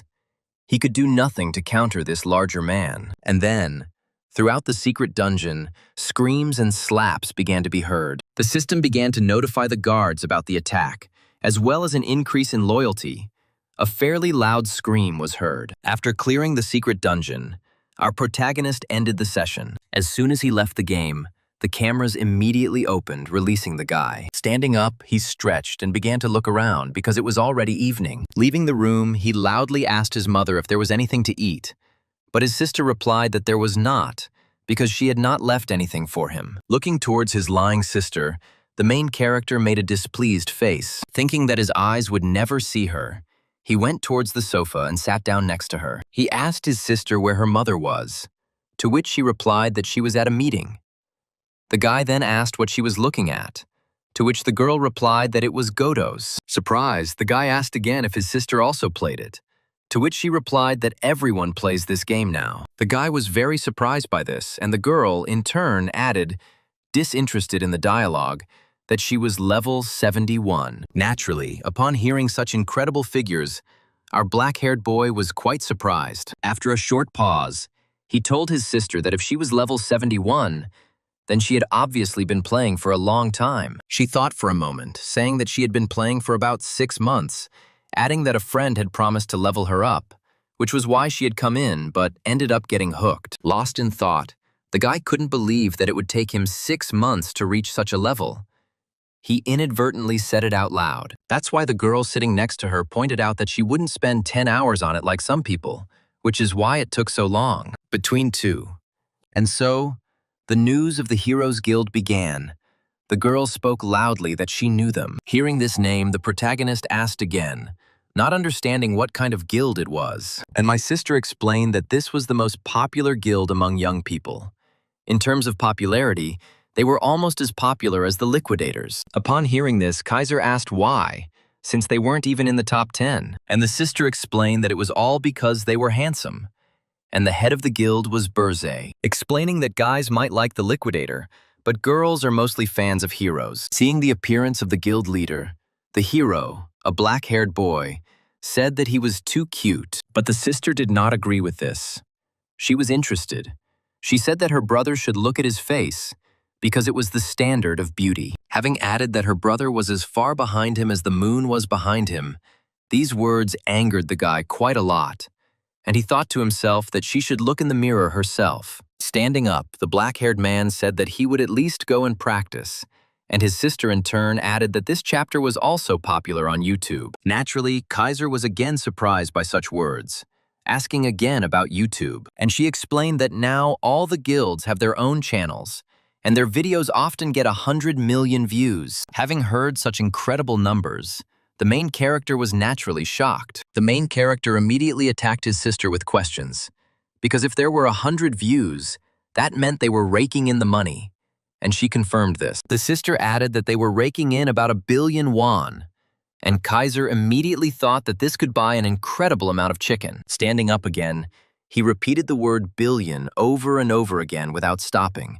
which frightened his little sister. Without stopping doing this for a second, he went back to his room, and still repeating this while standing in the room, he loudly slammed his door. Seeing such a strange reaction, the girl thought that her little brother had gone crazy. Upon entering the room, he immediately fell into the game entry chamber, clearly thinking over his plan of action. Once he got into the game, he decided that he would start by recording a little at a time. At that moment, a goblin appeared, rubbing his eyes, surprised by the appearance of his master. Hearing such words from the guard, Kaiser became angry, asking if he was being too insolent. The little one immediately began to make excuses, but the black-haired man asked him to keep quiet and call him as he liked, and then he threw a cloak in his direction, telling him to put it on, explaining that he himself couldn't wear it anyway, and it wouldn't hurt for him to at least wear something. The system immediately notified that loyalty had decreased by 2 points, and the goblin himself said that since the owner had given him clothes,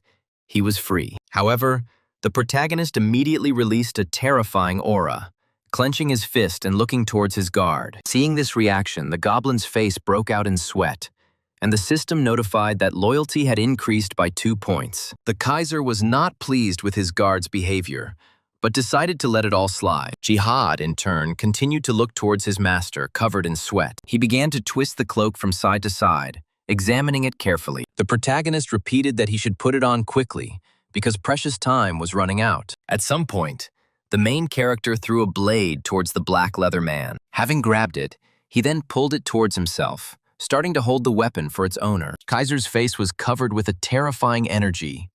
His thoughts were only about pumping, but it quickly turned to discontent. Exhaling heavily, The black-haired protagonist thought that this loyalty was just like an elastic band. While putting on his clothes, Jihad asked his master where they would go next, to which the black-haired man replied with a smile on his face.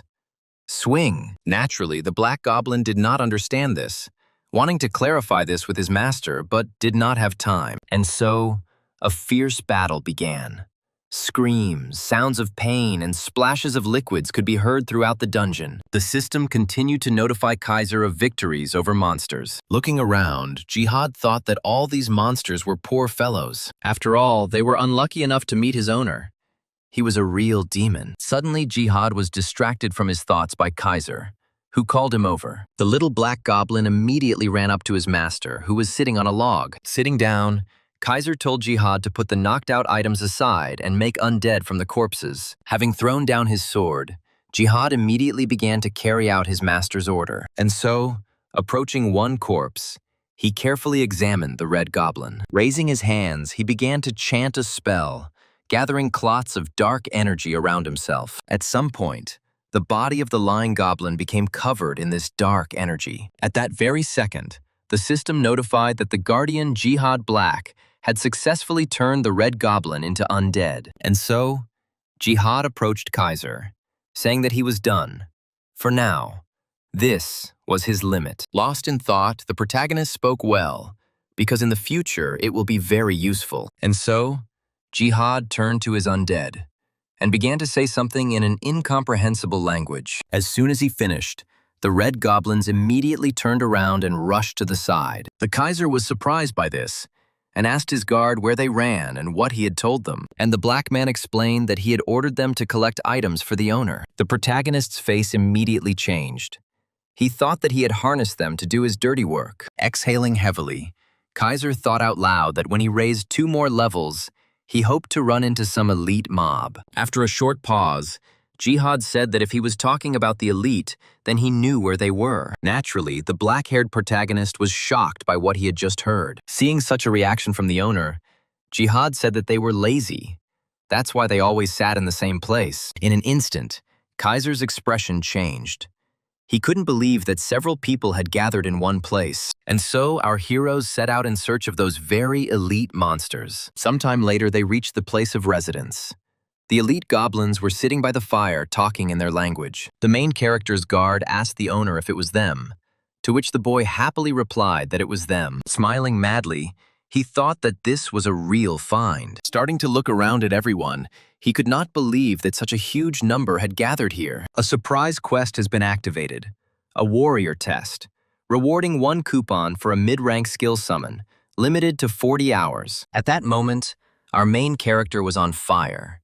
He was going to complete this task no matter what it took. Unable to bear it any longer, he rushed towards the gathering of elite monsters. With a terrifying smile, he shouted as he greeted the elite goblins. Naturally, upon seeing our hero, they immediately reacted to him, grabbing their weapons and going into battle. Although the attack was fast, Kaiser was able to easily dodge it by jumping to the side. Having dodged, he immediately jumped up, preparing to counterattack his opponent. The enemy himself, in turn, was surprised by such a reaction from a person, but he didn't expect that he would immediately go on the attack after dodging. So he immediately missed the attack. As soon as the guy jumped back again, the red elite goblin's mangled face, covered in blood, appeared. He immediately fell to the ground, and the rest of the elite monsters immediately went on the offensive, rushing to attack. Naturally, Kaiser was not going to stop at just one monster.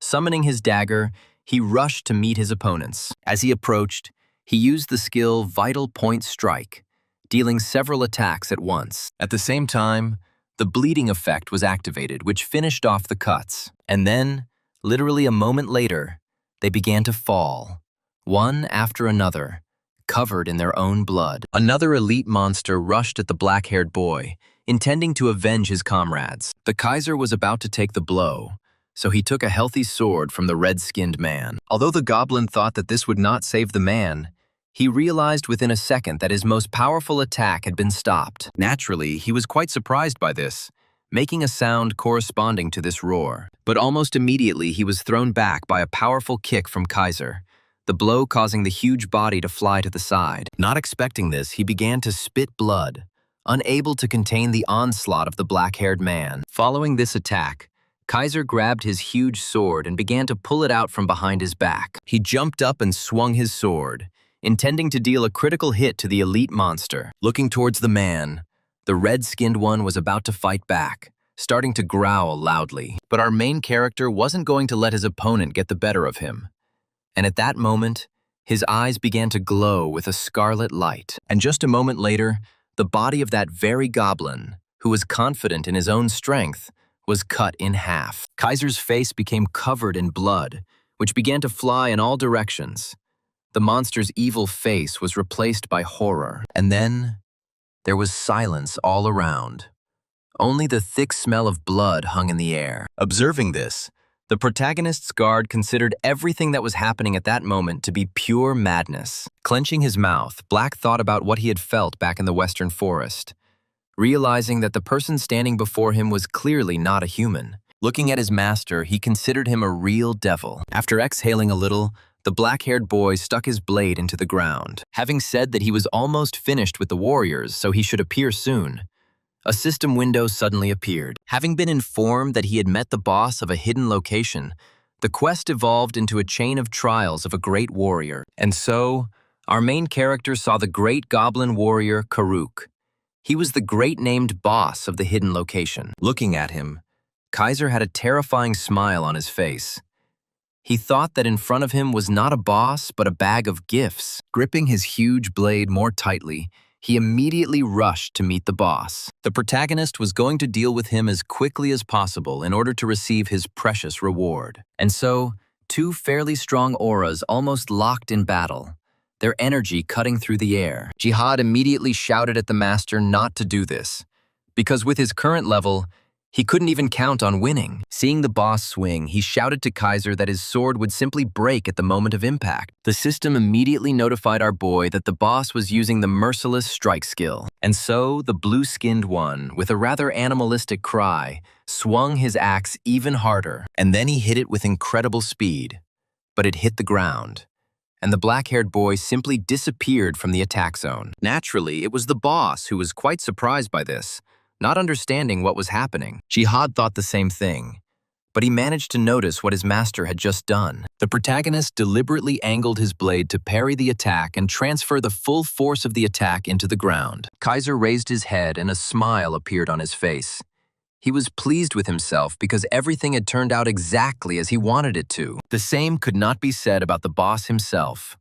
The surprise on his face turned to displeasure, and then, with anger and angrily screaming, he raised his axe again above his head, preparing to attack again. But our main character wasn't going to just stand there and watch as he was attacked. He again brought his sword straight towards the attack, but also using the radius. And so, an endless exchange of attacks began between these two. Jihad Black watched what was happening and could not understand what he was seeing right now. Seeing how the attacks intersected, making quite a loud sound, but none of them reached their target. Taking a closer look, he saw the expression on the black-haired man's face and assumed that he was indeed using parry. Parrying is a reflection of an enemy's attack.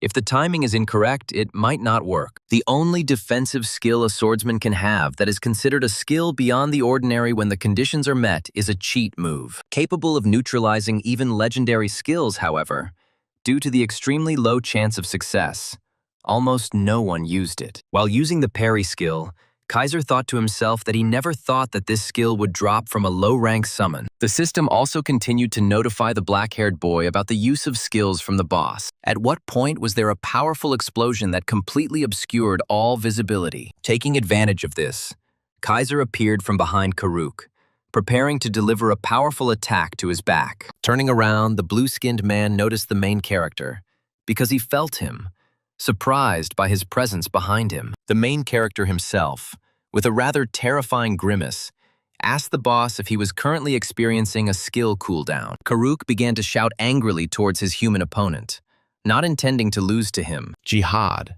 looking at what was happening, was more and more amazed by his master's skills. The protagonist struck. The boss's blood flew in all directions, and the system congratulated Kaiser on his victory over the hidden location's boss. The achievement was recorded in the adventure book, and at the same time, our boy completed the Great Warrior's test, receiving his reward. The reward consisted of 200 gold, experience, 2 mid-rank summon coupons, and a set of Karuk's leather armor. Naturally, our boy couldn't get enough of such an incredible number of useful awards. Seeing such a reaction, Jihad Black thought that the man was at it again. After all, in battle he looks like a real demon. But as soon as he starts opening cards or something like that, then he becomes insane. The main character's expression spoke for itself. The protagonist immediately began using the coupon to summon a mid-rank skill. Immediately, our main character was surrounded by a huge number of skill cards. And then the first skill dropped. It was the Rising Dragon Strike. The strike deals powerful damage on impact. The second was Striking, a rare class. When used on a target, increases physical attack by 40 units for 40 seconds. A key skill for support classes. It has a duration of 40 seconds and a cooldown of 40 seconds, essentially increasing attack power infinitely. This skill converts damage from a normal sword into damage from a two-handed sword. Clutching his head, the protagonist thought that it was simply unbelievably cool. A DD who buffs himself and fights. And even the Rising Dragon Strike. It looks cool. Kaiser always wanted to try it. He couldn't enjoy the ideal conditions. Suddenly, the system distracted the protagonist from his inner admiration by notifying him of an unidentified object. The guy got a set of Karuk leather armor. Each item had a rank from Rare Plus to Heroic. Naturally, our guy was happy with the new set. The goblin's old attire immediately disappeared, and new equipment appeared in its place. The system announced that he was wearing the Great Warrior's set. Looking at himself, Kaiser thought that this multicolored light looked much cooler than the previous one. Jihad said that the owner looked good, and then he turned to Kaiser again, saying that he sometimes scared him quite a lot. Turning around with a smile on his face, the black-haired boy happily asked if he was imagining it too. Raising his head with pride, he said that sometimes he was afraid of himself. He couldn't wait to see how far he could climb. Looking at his master, Jihad Black tried to understand what kind of person stood before him, but he almost immediately dismissed these thoughts, deciding that the person in front of him was an ordinary psycho. The system immediately announced to the protagonist that his guard's loyalty had decreased by 1 point. The protagonist asked the goblin if he had mentally cursed him, but the goblin immediately said that this was not the case. Immediately, a thirst for blood appeared. Taking out his sword, Kaiser said in a harsh voice that if he started showing off, he would kill him. Jihad Black's face immediately became covered in sweat, and he began waving his arms, saying that he understood his master. The system immediately announced to the guy that the goblin's loyalty had again increased by 1 point, at which point the black-haired man exhaled heavily. He sheathed his sword and began to walk away, telling his guard that it was time for them to leave. Following his master, Jihad asked where they were going this time, to which the main character, without even thinking, replied that they needed to kill the boss right now. Lowering his head, the boy's guard began to deliberately say that since the master had killed the great warrior, he would do the same to the others. However, before he could finish his thought, he suddenly fell silent, because he realized that at that very moment, a notification window popped up in front of Kaiser's face. The system said that in order to get to the next city, he must pass the continent's test. The hunt for the field boss began. The Western Forest is the spawn zone of the Spider Queen Eliza, which was the name of the next boss Kaiser had to deal with. Deep in the forest, there was a crowd of people discussing the boss's appearance among themselves. It seemed like they were waiting forever, and they still had to wait 10 minutes. Everyone wanted to know where she would emerge this time, because last time she appeared in the Eastern Nest. Some of them, based on previous information, assumed that it would appear in the west or north. Our main character entered this crowd along with his guard. Turning to the kid, Kaiser decided to ask him, just in case, if he knew where the boss would appear, to which Jihad replied, "No, because she was from the next generation after him, so he was not aware." At that very moment, Kaiser exhaled heavily, because he thought that he knew every bush in this forest. Jihad Black himself looked quite puzzled as he looked around. Our main character was the same, trying to figure out where this boss would appear, deciding that wherever she was, if he used the rear approach, he would be able to get there quickly. Suddenly, the system announced that the Slayer characteristic had been activated, and the location of the field boss, the Spider Queen Eliza, had been discovered. And right in front of him, the black-haired boy saw the transparent red silhouette of a spider. Looking at it, he tried to understand what it was, because they wouldn't receive the title of Spider-type Slayer. Suddenly, his face changed dramatically. He couldn't believe it, because there was only one answer. The effect of the action applies not only to the bosses he killed, but to all bosses in the game. But almost immediately, I threw these thoughts aside, because there was no difference. Now something completely different was important. Immediately, that terrifying smile appeared on his face. He thought that he could kill the boss solo. The rear approach was activated. In an instant, the main character disappeared from the place where he stood, and the players standing nearby did not even understand what had happened. At this time, a huge spider was crawling in the dark cave, uttering the same word, Eliza. Right behind her, Kaiser appeared with his guard Jihad, the system immediately notifying that he had met the Spider Queen Eliza. With a smile on his face, the protagonist was surprised that the skill actually worked. Jihad himself did not understand how the owner did this and decided to clarify, but the main character replied that it would take too long to explain. With that same terrifying expression on his face, he told the guard to just consider themselves extremely lucky in this situation. Looking forward, he said that in front of them stood a real giant. The system announced the beginning of the battle with the boss. The spider, uttering that very word Eliza, rushed towards the protagonist, clearly intending to kill him. But the protagonist was not going to let such a perfect opportunity slip away so easily and immediately prepared for battle. In an instant, he reacted to the attack, which was quite fast for his size, by jumping to the side. Immediately, the boy's entire body was covered in energy. With a smile on his face, he used the skill of going behind the enemy. The field boss looked ahead and saw how the enemy who had just stood in front of her simply disappeared. Feeling an incredible energy behind her, she began to turn, trying to react. But as soon as she turned around, she saw a huge golden dragon approaching her at incredible speed. It was our main character who used the skill Rising Dragon Strike. The set effect deals a 6% additional damage to the enemy. The protagonist carefully examined the boss again. His body was covered in a yellow aura. He was going to deal with the boss as soon as possible. With incredible force, he pushed off the ground, rushing towards the boss. Having drawn his blade, the protagonist began to gather energy in order to deliver a powerful attack on his opponent. Eliza herself, in turn, tensed up, seeing such incredible speed, but she couldn't do anything to counter the speed. The black-haired boy delivered several accurate blows. Having flown past the huge boss, Kaiser stopped, even sliding slightly along the ground. But even there, he was not going to stop, rushing towards the spider again, but this time from behind. His eyes glowed yellow as he used his striking skill, and the system notified him of an increase in attack power. Releasing incredible energy, he rushed at full speed straight towards the boss. Eliza's body began to tremble. She was scared, because in this fight she was clearly losing to our main character. Appearing in front of the boss, the main character used the Rising Dragon Strike skill, and a golden dragon immediately appeared in front of the boss. An incredible force struck the boss's skull, and such a loud roar was heard that it seemed as if an earthquake had started. A green liquid burst from the boss's mouth and rushed upwards, accompanied by a painful sound. And then the boss broke through the ground under his own weight, crushing the floor, and a dense stream of wind arose. Watching what was happening, the protagonist's guard did not envy this spider, considering him a poor man, since he had fallen into the hands of such a demon. And now, just a moment later, the main character stood at the head of the lying spider. Opening her eyes, Boss Spider Eliza saw a not very beautiful picture in front of her, and her face immediately changed to fear. The protagonist standing in front of her gave off a terrifying aura as he said that he had no idea who this Eliza was. And then he raised his fist, clenched his fist, and asked if she would call her when she died. Immediately the spider began to repeat Lisa, Elisa over and over again.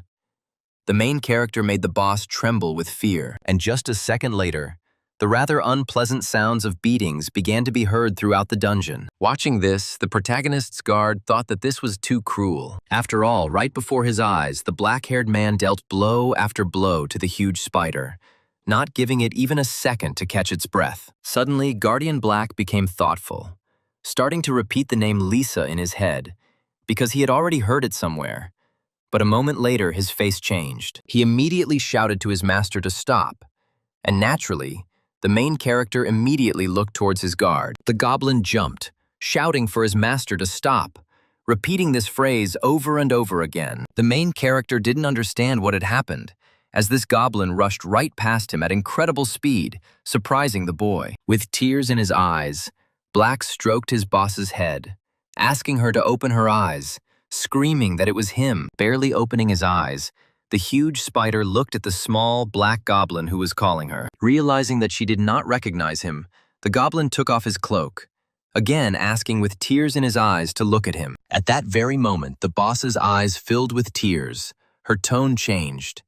She was glad to see Black. And so, we are transported back 150 years. He was walking through the forest. Suddenly, he heard some strange sounds that reminded him of words. Looking down, he saw a spider who kept saying Lisa.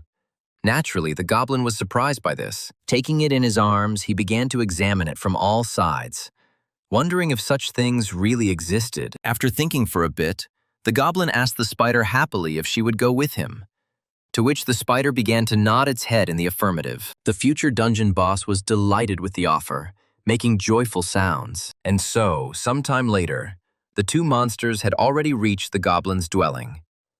Sitting at the table, Black was scrolling through the word that the spider was saying. He happily remarked that Lisa sounded a bit too simple, suggesting the name Eliza. Hearing such a proposal, the spider could not contain his joy and began to jump, shouting, Lisa! Still with the same smile, the goblin asked not to say Lisa, but to pronounce Eliza. But she insisted on her own. Exhaling, the goblin said that she could do whatever she wanted, but he was still going to call her Eliza. Getting up from the table, he headed towards the door. Taking his cloak, he said that today he would have to go on business alone. The little spider said Lisa again, but the goblin realized that she was asking to go with him. Putting on his cloak, Black said that she couldn't go there, because everything there was too dangerous for her. Opening the door, he said that he would be back soon, closing it with a smile on his face. And so, the future boss of the dungeon began to wait for his new friend. However, after that very departure, the black goblin never returned. Day gave way to night. The moon gave way to the sun. But he was still not there. And no matter how much the moon rose and the sun set, the man did not return. Thus, 100 years passed. All this time, Eliza faithfully waited for her master. When from the long wait, even the hut began to fall into disrepair, Eliza finally decided to go to the western forest, where she first met her master, repeating to herself, so as not to forget, the name that her master gave her. And so these two, hugging each other, sobbed, not even trying to calm down. After some thought, Kaiser now realized that his guard was the same one who abandoned Eliza. Naturally, the black goblin was a little shocked by this assumption. However, he again pressed himself into the spider's body, continuing to sob loudly, just like the boss. The main character, in turn, did not understand why he had been hiding all this time. Because not a year, not two, but a whole 150 years had passed. Lowering his gaze, the Kaiser's guard replied that he could not tell his master this, since it was not in his power at the moment. Lost in thought, the protagonist did not understand what his ward meant right now, clearly frowning. However, the black goblin, lowering his gaze, apologized. It was hard for him to ignore his master. Seeing such a reaction, the frowning face disappeared. The boy was surprised by the guard's appearance. And then, looking away, he asked what he should do with this now. Because this is a graduation quest, so he can't help but kill her. After some thought, Guardian Black agreed with his master's words. Suddenly, Eliza began to say something in her own language to the monster standing next to her. The little goblin's whole body twitched.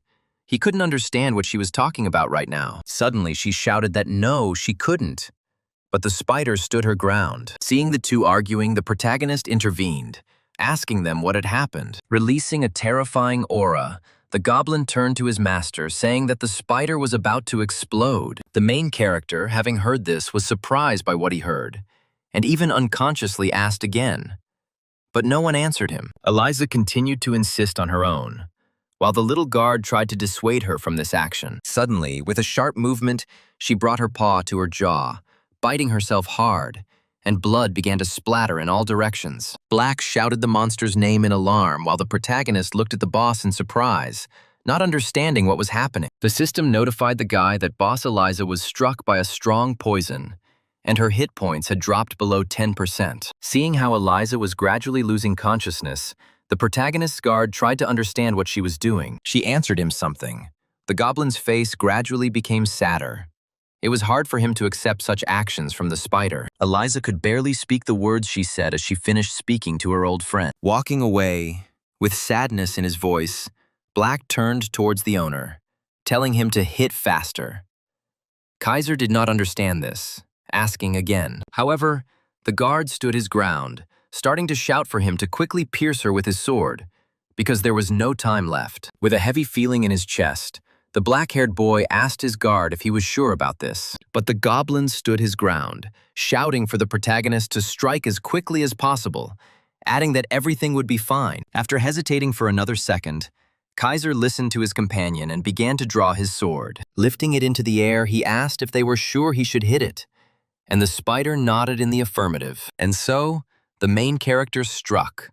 Blood splattered in all directions, and the system notified that the boss had been killed. She also added that thanks to the absorption effect, all characteristics were increased by 6 points, and a note was made in the adventure book. Looking at the lying spider, which was not moving at all, Kaiser asked his guard if they had really done the right thing with him, to which the little goblin standing nearby said in a trembling voice, "Yes," when suddenly a sound was heard from the lying spider. When Kaiser suddenly noticed a small spider, the system notified that he had discovered a hidden named boss, Eliza, who was parasitizing the Spider Queen, Eliza. Eliza's loyalty and closeness to the guardian named Jihad reached its peak, and the system asked Kaiser if he gave her the go-ahead to join Jihad's command. The protagonist immediately thought, surprised that she was a parasite.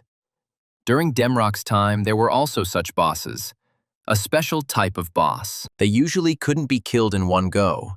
They constantly changed their hosts, which was quite annoying for players. But the main character was shocked that such a creature would come to him on its own, because he had just acquired another guardian. Seeing the system window, he thought again, thinking that this was quite good. However, if you think about it, Jihad turned out to be quite useful, thought our black-haired boy. Looking at him, he also thought that he was collecting objects, obeying unquestioningly, and finding hidden locations. Kaiser's face turned red.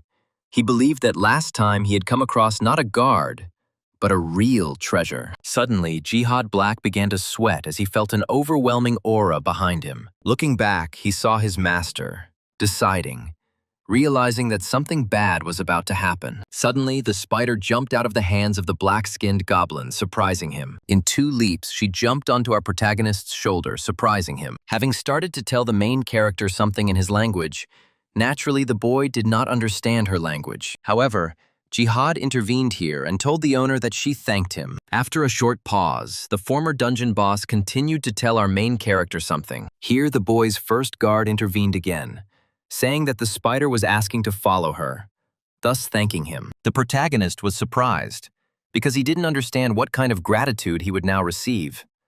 But the spider insisted on his own, and so the 2 guys followed the little spider, going, as it seemed, deeper and deeper into the dungeon. Sometime later, she jumped on our boy again, starting to speak in her own language, telling him something. The goblin translated, joyfully telling his master that Eliza said they had already arrived. Realizing that she meant there was some kind of entrance or exit ahead, Kaiser went inside. Upon entering this so-called entrance, the system immediately notified the guy that he had discovered a hidden location. And so, the main character saw a huge number of spiders in front of him. The system explained that this was an incubator for the eggs of the Spider Queen. And just a moment later, the blue notification window turned red, indicating that these were the offspring of the Spider Queen, field bosses. And at this very moment, the main character remembered that the essence of the graduation quest was to kill the field boss. And this meant more than just Eliza herself. Even though all of this is designed to defeat Eliza, she is the only target. So the outcome will depend on whether or not Eliza can be defeated. Looking around, the main character thought that if he could defeat them, then... However, before he finished this thought, a smile appeared on his face. As he drew his sword and released a terrifying aura, he thought that he would definitely test his judgment right now. Without waiting a second, he immediately rushed towards the gathering of spiders at incredible speed. In turn, the field bosses were not going to wait for the man to attack first. They also pounced on him. The protagonist, as usual, plunged headlong into the battle. His eyes began to sparkle with a scarlet light. As soon as he reached the center of the field boss's gathering, a powerful explosion was heard, raising a bright red column of dust. As soon as the donkey settled down, a black-haired boy appeared, cutting down spiders left and right. Blood flew in all directions. The stone walls, floor, and ceiling began to be covered with green light. Eliza said something anxiously to the goblin, who said with heaviness in his voice that she was right. After a short pause, the goblin added that she was definitely right. Their master was damn strong. And so, gradually the sounds of battle died down, and one after another the spiders began to fall to the ground. As soon as Kaiser landed, the system notified him that the first test had been successfully completed. In total, he killed the hidden field boss as well as 34 regular field bosses, and the system congratulated Kaiser. She also added that with a score of 1,500 points, he received an S rank. He was the first to receive it in the first test, taking first place in the ranking. The system immediately started showering titles. First S rank, best graduate. All stats were increased by 5 points. Suddenly, the spider jumped on our main character again, distracting him from his own jubilation. The protagonist thanked Eliza, saying that her gratitude exceeded all his expectations. But she shouted at the owner in disapproval, and Jihad explained that Eliza said she hadn't even begun to thank him yet. Naturally, the black-haired boy was very surprised by this, turning towards the spider who was telling him something. Looking towards Jihad, he understood everything, pointing his finger up, adding that the spider says that the reward is there. Turning towards the hill, Kaiser immediately used the Eye of Truth to get a better look at what they meant. As he peered closer, he noticed a bright scarlet light, the system notifying him that he had discovered a fragment of fate. As soon as the system notified about this, the main character's face immediately changed. A huge crowd of people gathered near the cave, who came to the conclusion that the spider was hidden here, since this was its last spawning place. One of the men shouted for no one to be nervous, to act strictly according to the plan. Quickly kill Eliza and meet in Brion. The crowd immediately exploded at this speech. Each of these players was determined to win. However, their joy did not last long, as the system notified that the Spider Queen Eliza had been defeated, and the continent's test was complete. They didn't understand who could have killed her if she hadn't appeared yet, deciding that some guild had entered before them. Suddenly, one of the men shouted for everyone to look, because the real-time rating had just been updated. With a trembling voice, the boy said that the top player's recent achievements included killing the Spider Queen Eliza. Everyone immediately started shouting for the guy to look at the nickname quickly, deciding that it was some kind of cheater. The guy answered the crowd that the nickname was Kaiser. At this time, the main character had already reached the redstone itself and took it in his hands. He said out loud that with the help of this fragment, he would receive the class quest, Legacy of Destiny. Black congratulated the owner, shouting that now he was no longer unemployed, he would become a real adventurer. However, the main character was in no hurry to rejoice. Having fallen to the ground, he became lost in thought, completely immersed in himself. The black-skinned goblin didn't understand why his master was so sour, so he asked him about it. After thinking, Kaiser said that he had some kind of bad feeling.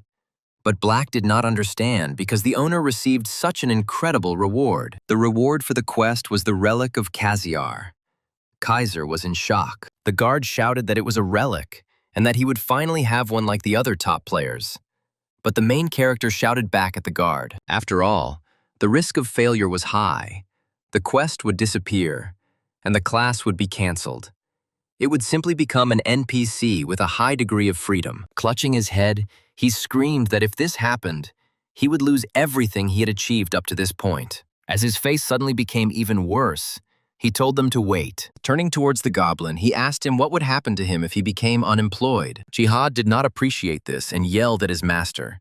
Because he doubted his loyalty, Eliza also yelled at Kaiser. The goblin asked if he was only egging him on because he was looking forward to betraying him and running away as soon as he lost his class. Having struck Jihad, Kaiser stood up, thanking him for his honesty, intending to take on this quest to spite him. The system immediately notified him, describing the quest.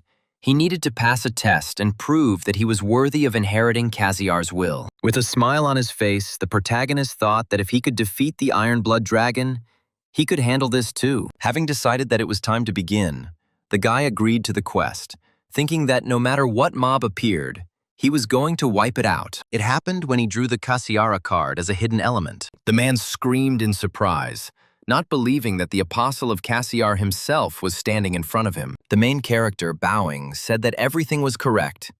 He was the apostle of Cassiar, adding that if he gives him his blessing. However, before he could finish speaking, he caught the water. The man opposite him poured and splashed the water on the boy. Naturally, the main character got angry. Asking what he was doing, the man explained that he was the pathetic apostle of Cassiara, and that he dared to appear in this holy place in such an unclean state. And then he left, closing the door behind him. Kaiser continued to shout for him to give him the reward, but there was no talk of any reward. Turning around, Kaiser began to leave, deciding that Cassiar had robbed them all.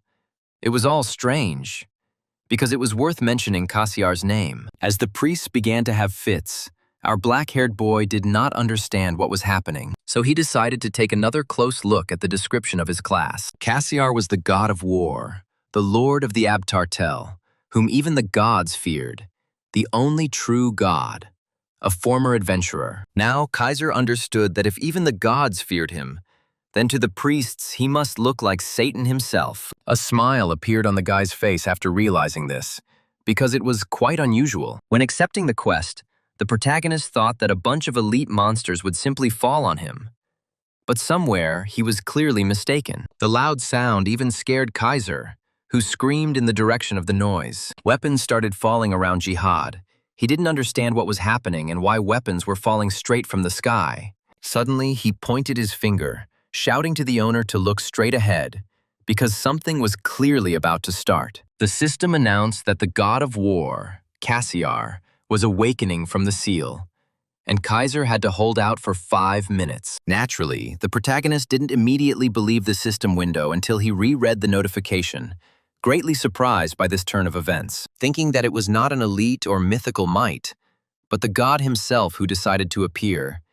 He was also tense that he needed to survive for 5 minutes. Immediately, energy began to gather in his hand.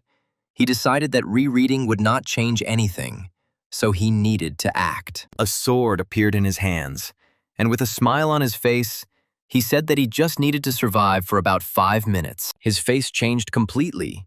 Kaiser shouted that this task was as easy as pie. He immediately looked at his opponent, seeing a truly terrifying look. A strange feeling ran through the protagonist's entire body, and beads of sweat appeared on his face. Looking at the body, he did not understand what it was, deciding that it was intimidation, because his body refused to move. He thought about the feeling, like his whole body was bound in chains. At this time, Cassiar was approaching him. Black was shouting at the owner to get ready for a fight, as was Eliza. Turning around, the boy's guards did not understand what was happening to their master, worried, asking why he was silent. The boy himself was straining with all his might at this time, not understanding how this had happened. Looking at his opponent, Kaiser didn't understand why the heroic characteristic refused to work right now. The system responded that the characteristic was deactivated. It is not a status effect. The protagonist couldn't believe that without any skills or debuffs, the enemy radiated such monstrous intimidation. Having grabbed Eliza, Jihad rushed to flee, shouting that the master was already baked. Naturally, Kaiser was angry about this. He couldn't believe that he had chickened out and frozen in front of some pile of data. Raising his head, he screamed at the top of his lungs for the game to stop making him laugh, every muscle in his body tensing. Jihad, hearing this cry, stopped, looking towards the owner. Even the boss who appeared was surprised by this. This time, our protagonist's face changed, and he waved his sword and pointed towards the black-haired opponent. Smiling, he said that he had told so much crap in this life, so he didn't even think about being scared. Approaching, Jihad pointed to the owner's legs, saying that for someone so fearless, his legs were shaking too much. Kaiser turned to the guard and yelled at him to shut up, as he was just trying to look cool. Jihad smiled and wished his master luck, and then, turning again to the god of war, Kaiser said that the skills he received from him were very useful to him, adding with a condemning cry that the penalty for failing this quest was too absurd. Our hero began waving his sword in displeasure and continued shouting that taking away everything because of one failure was complete nonsense. Kaiser showed no sign of stopping his dissatisfied shouts as the god of war looked at him with a puzzled expression. And then Kaiser started crying, asking the long-haired man if he knew how hard it was for him to get these things from him. Jihad turned to Eliza, saying that their master had completely gone crazy. The short-haired man continued, sobbing, to say that he had only just received normal skills and clothes, thinking that he would heal. But here Jihad interrupted him, yelling at the owner because he was talking to himself. By raising one finger, Kaiser indicated to the goblin that he only had 1 minute left to hold out. Realizing this, the goblin immediately gave a thumbs up, because he thought that his master had gone crazy. But he had thought up a cunning plan. The goblin once again supported his master, because if everything continued like this, they would survive and be able to leave here victorious. Suddenly, Kaiser jumped up, throwing his blade behind his back. Jihad screamed, not understanding what his master was doing. The boy thought to himself that he needed to wait until he let his guard down, and then use the rear flank approach. Gritting his teeth, he thought that if he could defeat him, he could get a hidden reward. So, as soon as he jumped, he waited until the very last moment to use the rear approach. At that moment, a smile appeared on the face of the god of war, Cassiar. Turning sharply, he grabbed our protagonist by the neck and began to squeeze it. Our hero didn't understand why the skill didn't work. It was hard for him to accept it. However, it was too late to understand anything because our hero was slammed into the ground, and it seemed that the entire dungeon would collapse from this blow. The boy's guard couldn't believe his eyes, and he screamed anxiously, calling for his master. Eliza also screamed anxiously. As soon as the dust settled, Kaiser's face was revealed to be covered in blood and he was unconscious. Guardian Jihad did not understand what to do. He was so shocked that he could not even move, continuing to anxiously call out to his master, who lay motionless on the ground. The boy himself thought to himself that he always had damn bad luck, not believing that he would now lose everything that he had achieved with such difficulty. At that moment, a sinister grin appeared on the god of war's face. He raised his other hand into the air, and Kaiser realized that he was preparing to deliver a powerful blow. It was hard for him to accept the fact of defeat, but there was nothing else left. So he closed his eyes, clenching his teeth, but he felt his collar being touched. And when he opened it, he saw Cassiar straightening his clothes. And then he moved on to his face, starting to pull at his cheeks and ears. The main character screamed about being ticklish, laughing loudly, while the god of war was sitting on him and tickling him. At some point, the long-haired man stopped doing this, looking at the guy's face, pouring it on his lips. The Kaiser immediately raised his hand, shouting what he was up to and why he stuck out his tongue while thinking something dirty. Jihad, in turn, joyfully shouted to the master that the god of war had recognized them. The protagonist did not understand this, and the guard explained that for Cassiar, sticking out his tongue meant acknowledging his enemy. Looking back at the man sitting on him, he saw a smile. Not believing it, the long-haired man made some strange sounds and shook his head several times. Jihad immediately translated, saying that God was asking if he was the one who would inherit his will. The black-haired boy immediately jumped up and started shouting that all this was true. Starting to move incomprehensibly, Jihad translated that God was saying he was the first person who did not chicken out and challenged him. He was worried, but it seemed like the will had pressed in just right, because he wanted to kill him as unworthy. But in the end, he decided that such a level would do. Kaiser didn't understand how Jihad understood him. The system notified the end of 5 minutes.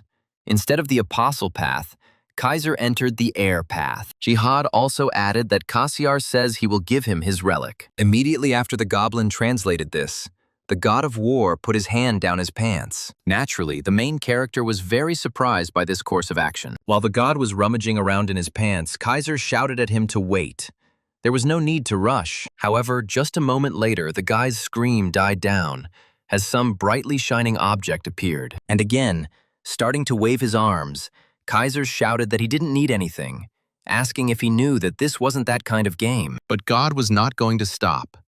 continuing to take out this incomprehensible thing. The main character couldn't bear it any longer and shouted, saying that he was a fucking psycho. This surprised the god of war quite a lot, because as soon as the light disappeared, some strange thing appeared. Black anxiously asked the owner what he had just thought of, and Kaiser did not understand why the object had appeared from there. Taking the relic in his hand, the system notified the guy that he had received the relic of the god of war, 1,000 changes. Kaiser was not particularly happy with the reward. While the god was waving his hand, the main character did not understand why he received a cool reward, and his soul felt so lousy. Jihad translated, saying that God says the time is up, asking those to get out as quickly as possible. Immediately, a bright light appeared beneath our heroes, reminiscent of some kind of magic circle. And just a second later, with incomprehensible screams, our heroes began to fall into it. Jihad, falling, screamed at his master to save him and Eliza, while Kaiser himself did not understand what was happening. At this time, there was a real deathly silence around the stone structure. It was until the very appearance of our heroes, who emerged from the magic circle with a loud cry. Having fallen, the Kaiser's guards could not get up, saying that they were going to vomit. The system explained that they had arrived in the second city of the main continent, the City of Promises, Brian. Kaiser was glad that they hadn't been thrown into some wilderness. Suddenly, he heard some sound. It was words. He immediately paid attention to it. Turning around, he saw an old man who was saying that although this was before the day of prophecy, fate was still contained in this. The protagonist's guard immediately warned the boy to be careful, as this old man emanated a terrifying aura. The Kaiser immediately jumped up, drew his sword, and prepared for battle. As soon as the gray-haired old man saw the blade, he immediately fell to the ground and bowed. Having said that he was waiting for them, the heir who accepted the will of that very one, introducing himself as Gamillion Adrian, who had served the royal family since the beginning of time, he waited for this moment. Jihad immediately shouted that he knew he was not simple. Kaiser was angry at the guard because he thought something completely different. The system announced the start of a class quest. Kaiser needed to hear about the erased history of humanity. If successful, a section of the main story would open. 1 billion users have been playing Godos for a year and a half since the open beta test. Even the Adventure King Barian, who has completed almost all the existing quests. After a year of fruitless searching, I declared that there is no main plot in this game. I think our main character. He couldn't believe that the story would appear here, and Adrian said that since he was here, it meant he had already met Mr. Cassiar. The old man asked to be allowed to tell him a story that the heir was obliged to know, and after thinking a little, the Kaiser gave his consent. And so, the story began in the year 1405.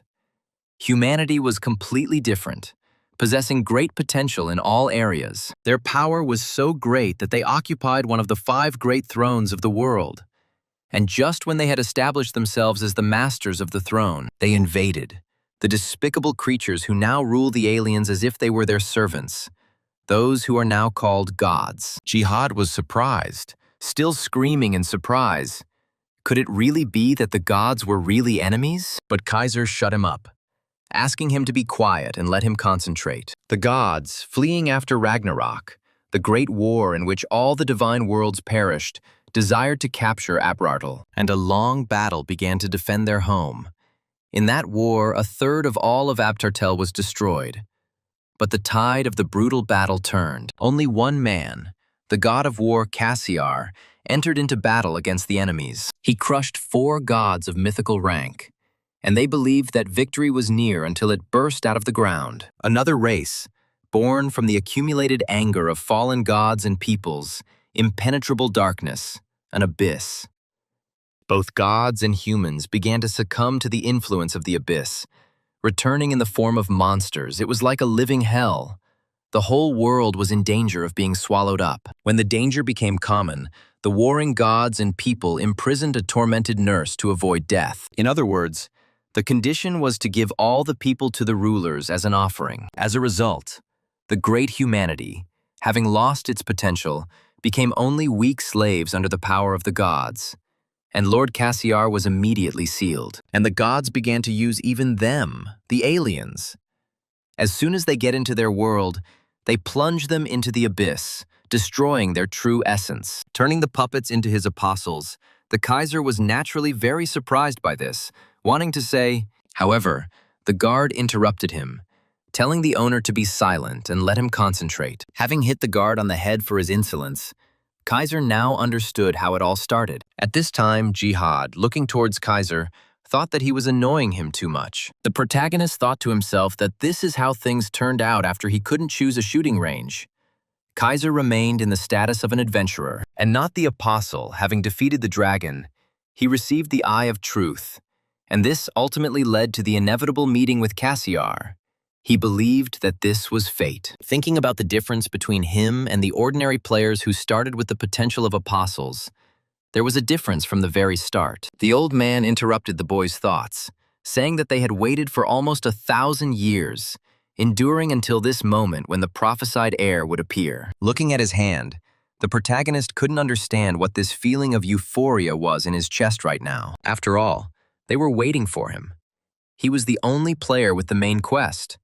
He believed that this path was laid out especially for him. Covering his face, he thought he was making history again by saying that being so cool was also a problem. The system began to notify the protagonist, having finished, that the main plot had been activated, and a section of the main quest had been created. The old man explained that now the boy must collect the fragments of fate. There are 10 of them in total. The boy already had one. The boy was surprised to himself, wondering if this was really the same one he had received from Eliza. The old man explained that after those bitter negotiations, Mr. Cassiar was instantly sealed, losing the ability to appear in this world. Just before his imprisonment, he took the last risk for the sake of humanity. Gathering all his strength, he extracted what was fundamental. However, due to the power of the seal, the artifact was scattered in pieces across the world. Only a completed destiny can reach it. On the day when destiny is reunited, the seal will be removed. That is, when the promised day comes, the current weakened humanity will be in danger. Only by collecting all the fragments will they be able to resist these vile creatures. The Kaiser immediately began asking about the promised day, but the gray-haired man said that he could not tell yet, since that was the agreement. Lost in thought, he asked the old man where he should go to find the fragments of fate, to which he replied that he had heard that one had been seen in Brian. But first, Mr. Cassiar had asked for one favor for his heir. Thinking that Cassiar was a handsome guy, the main character, "What is this?" He was happy with this news, to which the old man, with a smile on his face, asked to exterminate the monsters. After a pause, added that about 1,000 would be enough. Naturally, the main character was surprised, asked again, and thought to himself that he had misheard. However, before the old man answered, the system notified the guy about the extermination of 1,000 creatures. The quest could not be refused. In addition, the system gave a limit of 60 hours, and in case of failure, the class quest would be deleted, and the class would be cancelled. The main character was angry, because it was the same thing every time. But the old man explained that this quest must have a deeper meaning. Gritting his teeth, Kaiser thought that Cassiar was the type from whom you could expect anything. He didn't understand what to do, because in order to make it in 60 hours, he needed to kill one monster every 3 minutes. The old man, in turn, clenched his fist and wished the guy good luck, but the main character immediately interrupted him with a shout, asking where the monsters were found here. But the old man didn't answer. Turning around and starting to run away, Kaiser thought that his affairs were bad. After all, the creatures in Brian are stronger than in Raven, and he needs to kill 1,000 of them before he even has time to get used to it. His thoughts were interrupted by Jihad, who asked the owner why he had hidden that thing. The guy did not understand what they were talking about and asked again, and the goblin explained that he was talking about a curiosity, long, thick, and strong, which Cassiar took out of his pants. The Kaiser immediately shouted that this was 1,000 changes, asking never to describe this thing like that again. Exhaling heavily, the protagonist grabbed it tighter, deciding that he would just test what this thing was capable of. Looking at the characteristics, the black-haired man was surprised that it was of mythical rank. It was the first time he had seen such a thing. In 3 years in Demrock and all the time in Godos, he had never even heard of ranks higher than legendary. He exhaled heavily, swallowed his saliva, and began to think. Opening the system window, he thought it was time to explore what it was capable of.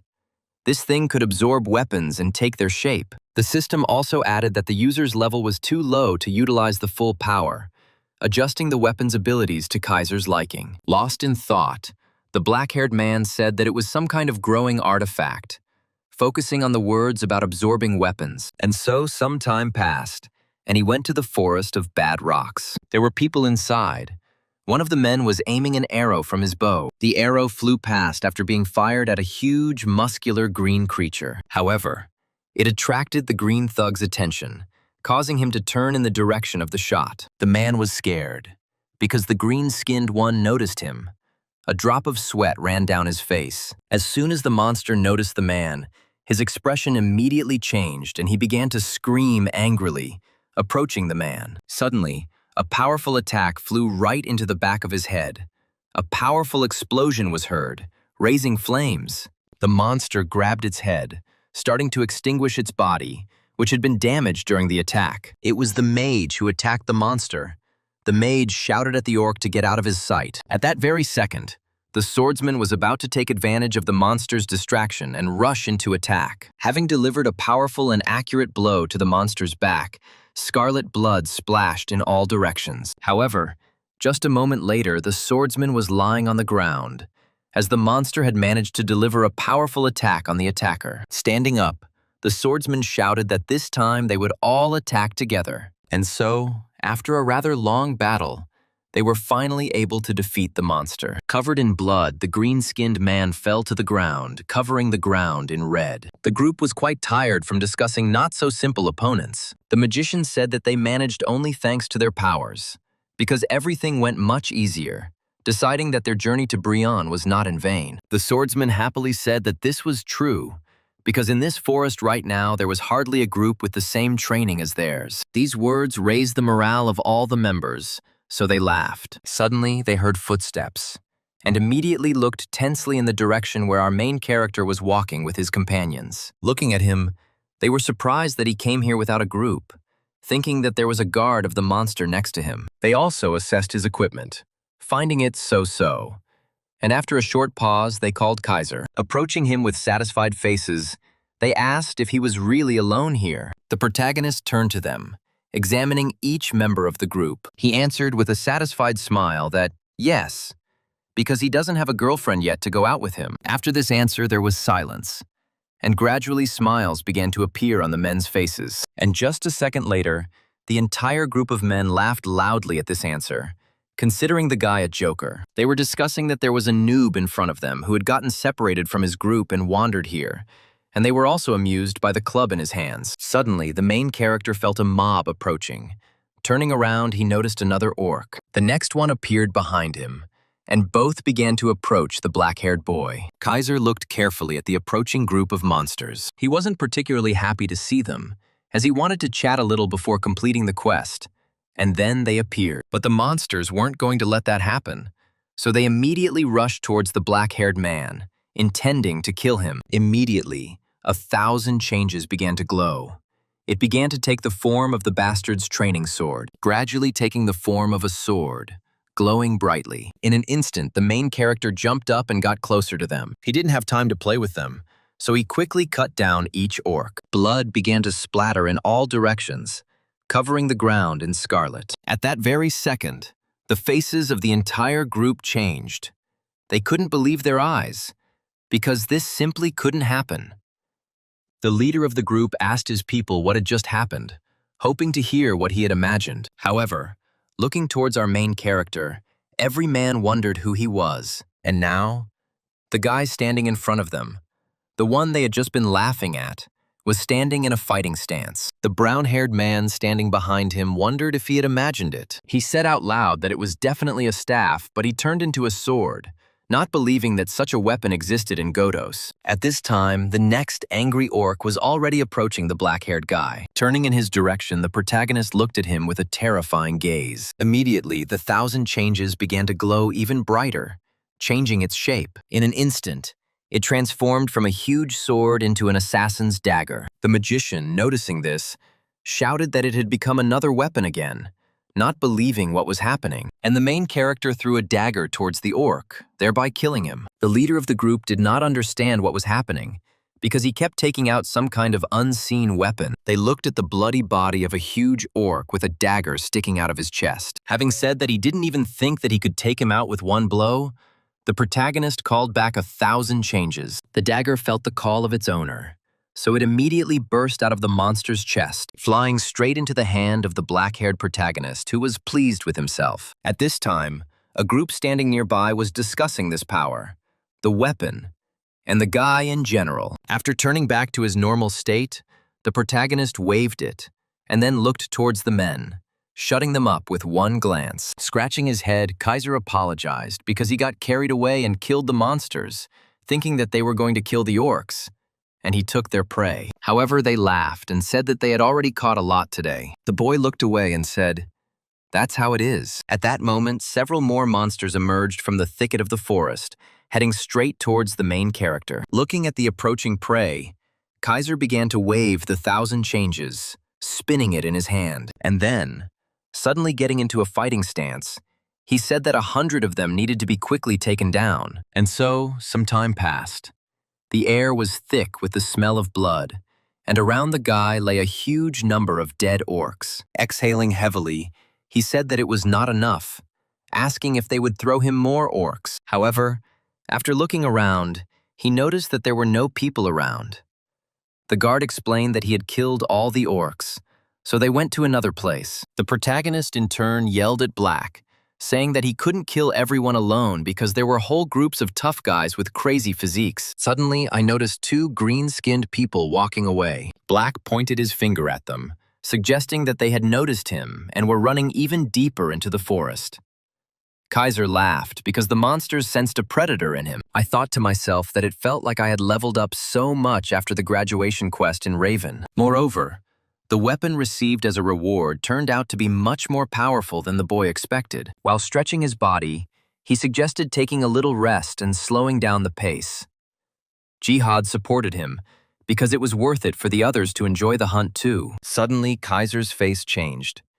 He didn't understand why he had to share his spoils.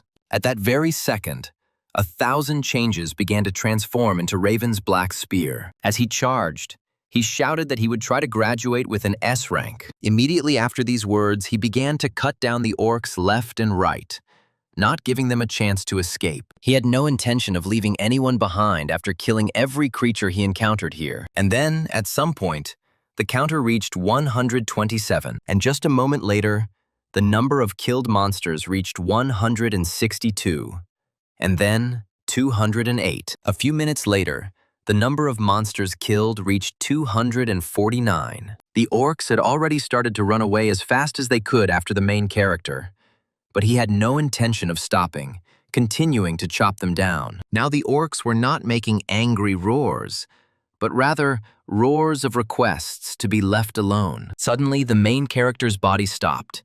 He felt a wild heaviness. This meant the end of the session. 3 minutes remained. The black-haired man said with heaviness that that was apparently all for today. Hearing these words, it seemed as if the orc breathed a sigh of relief. Suddenly, the main character rushed towards him again, shouting that he needed to quickly kill another one to make it exactly 250. But he was stopped by the activation of the Eye of Truth. The guy's eyes began to glow with a bright yellow light. He stopped and wondered what was going on.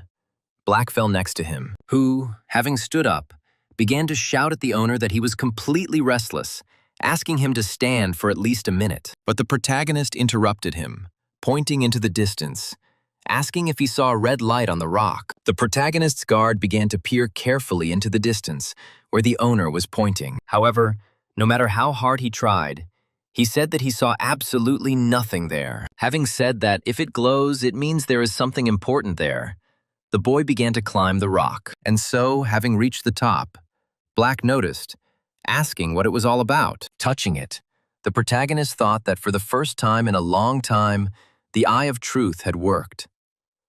He was sure that there was something there. At some point, you even begin to hope that there might be a shard of truth there. But as soon as he touched it, he felt a wild pain, and immediately threw his hand back with a dissatisfied cry. The system announced that he had found a hidden clue that was entered into the adventure book and would find a quest item. Taking the object in his hand, the protagonist saw the name, Ominous Energy, saying out loud that such energy emanated from his guardian from a distance, which Black was not happy about. At that very second, a notification window appeared, saying that there were 10 seconds left until the end of the session, which the guy was not happy about. The guard started shouting, asking what the problem was, if the owner left. It was him and Eliza, but the goblin didn't have time to finish his thought because he also began to be transported. The system notified that Eliza and Jihad Black had been transported to the guard room. The little goblin found himself in the center of the forest, immediately looking around.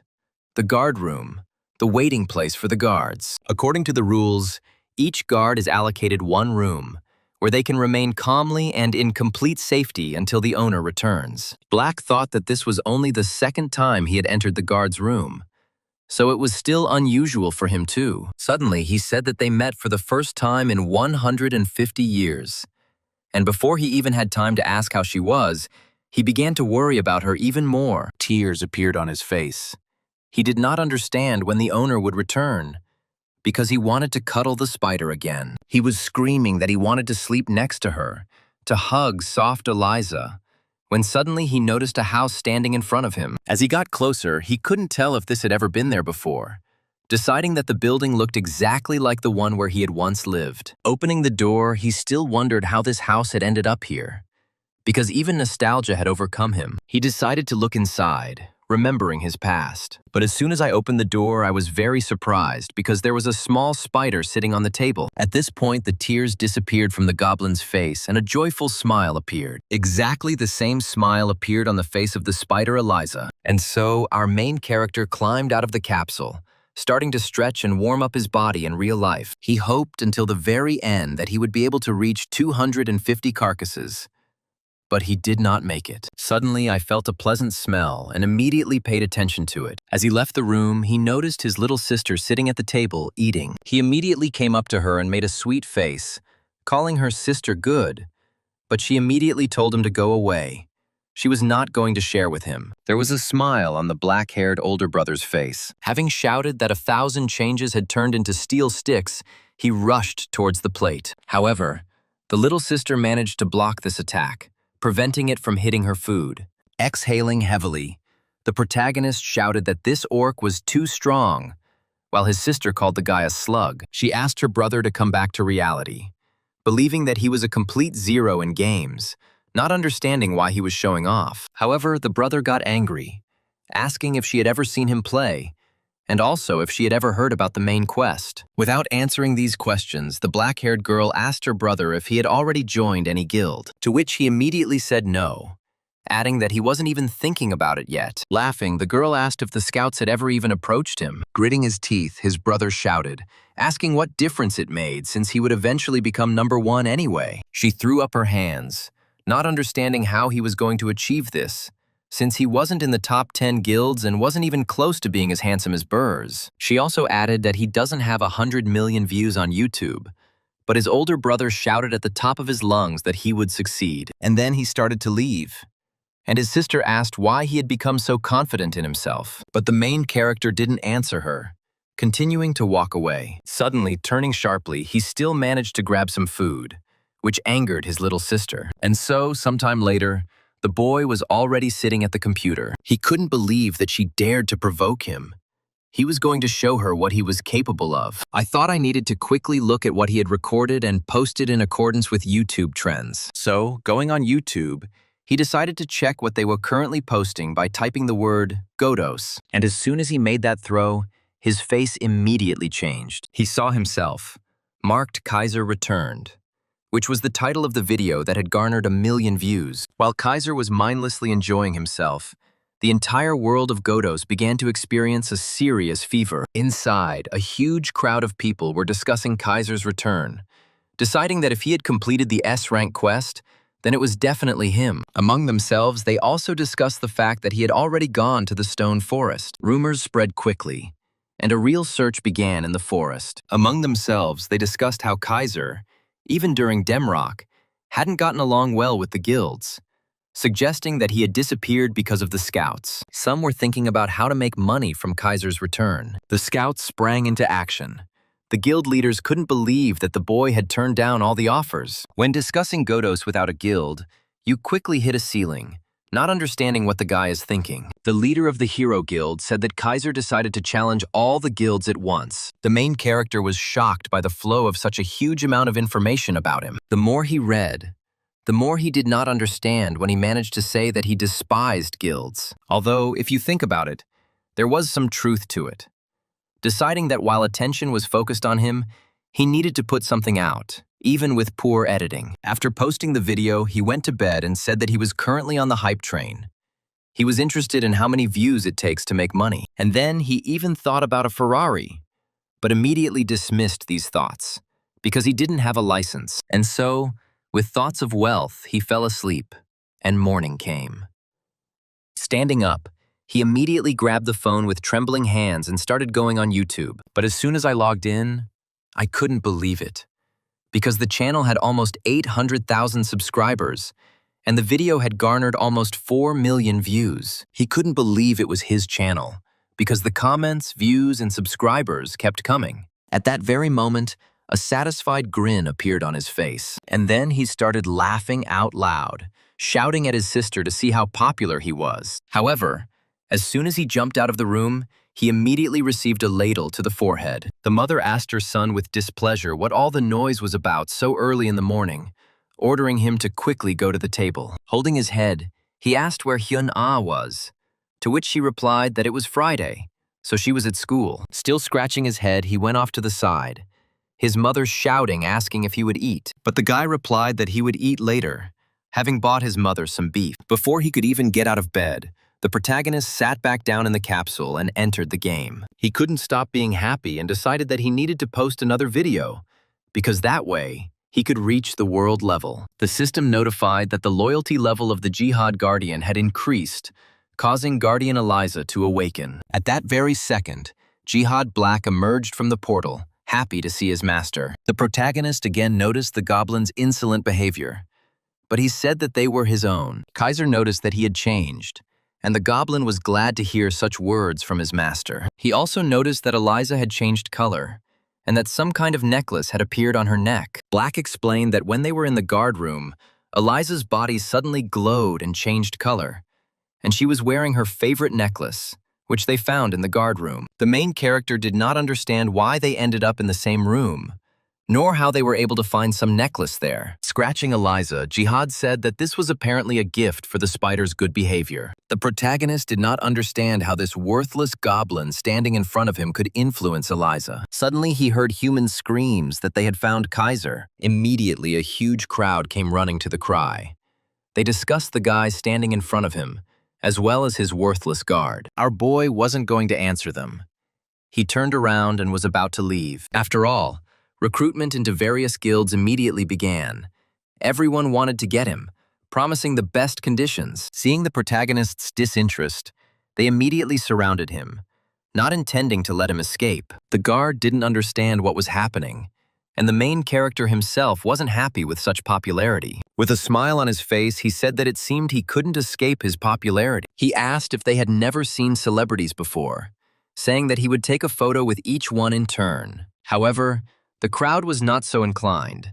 They were shouting that the guy was not yet of a very high level. They were going to grab him. The black-haired boy exhaled heavily and thought that it hadn't worked. Immediately, 1,000 changes began to shine, transforming into a silver shield. Taking a fighting stance, Kaiser shouted that the photographs would apparently not work, and then he threw it behind his back, gritting his teeth, realizing that time was against him. Shouting that he had the right to use his form, he waved his shield at the approaching crowd.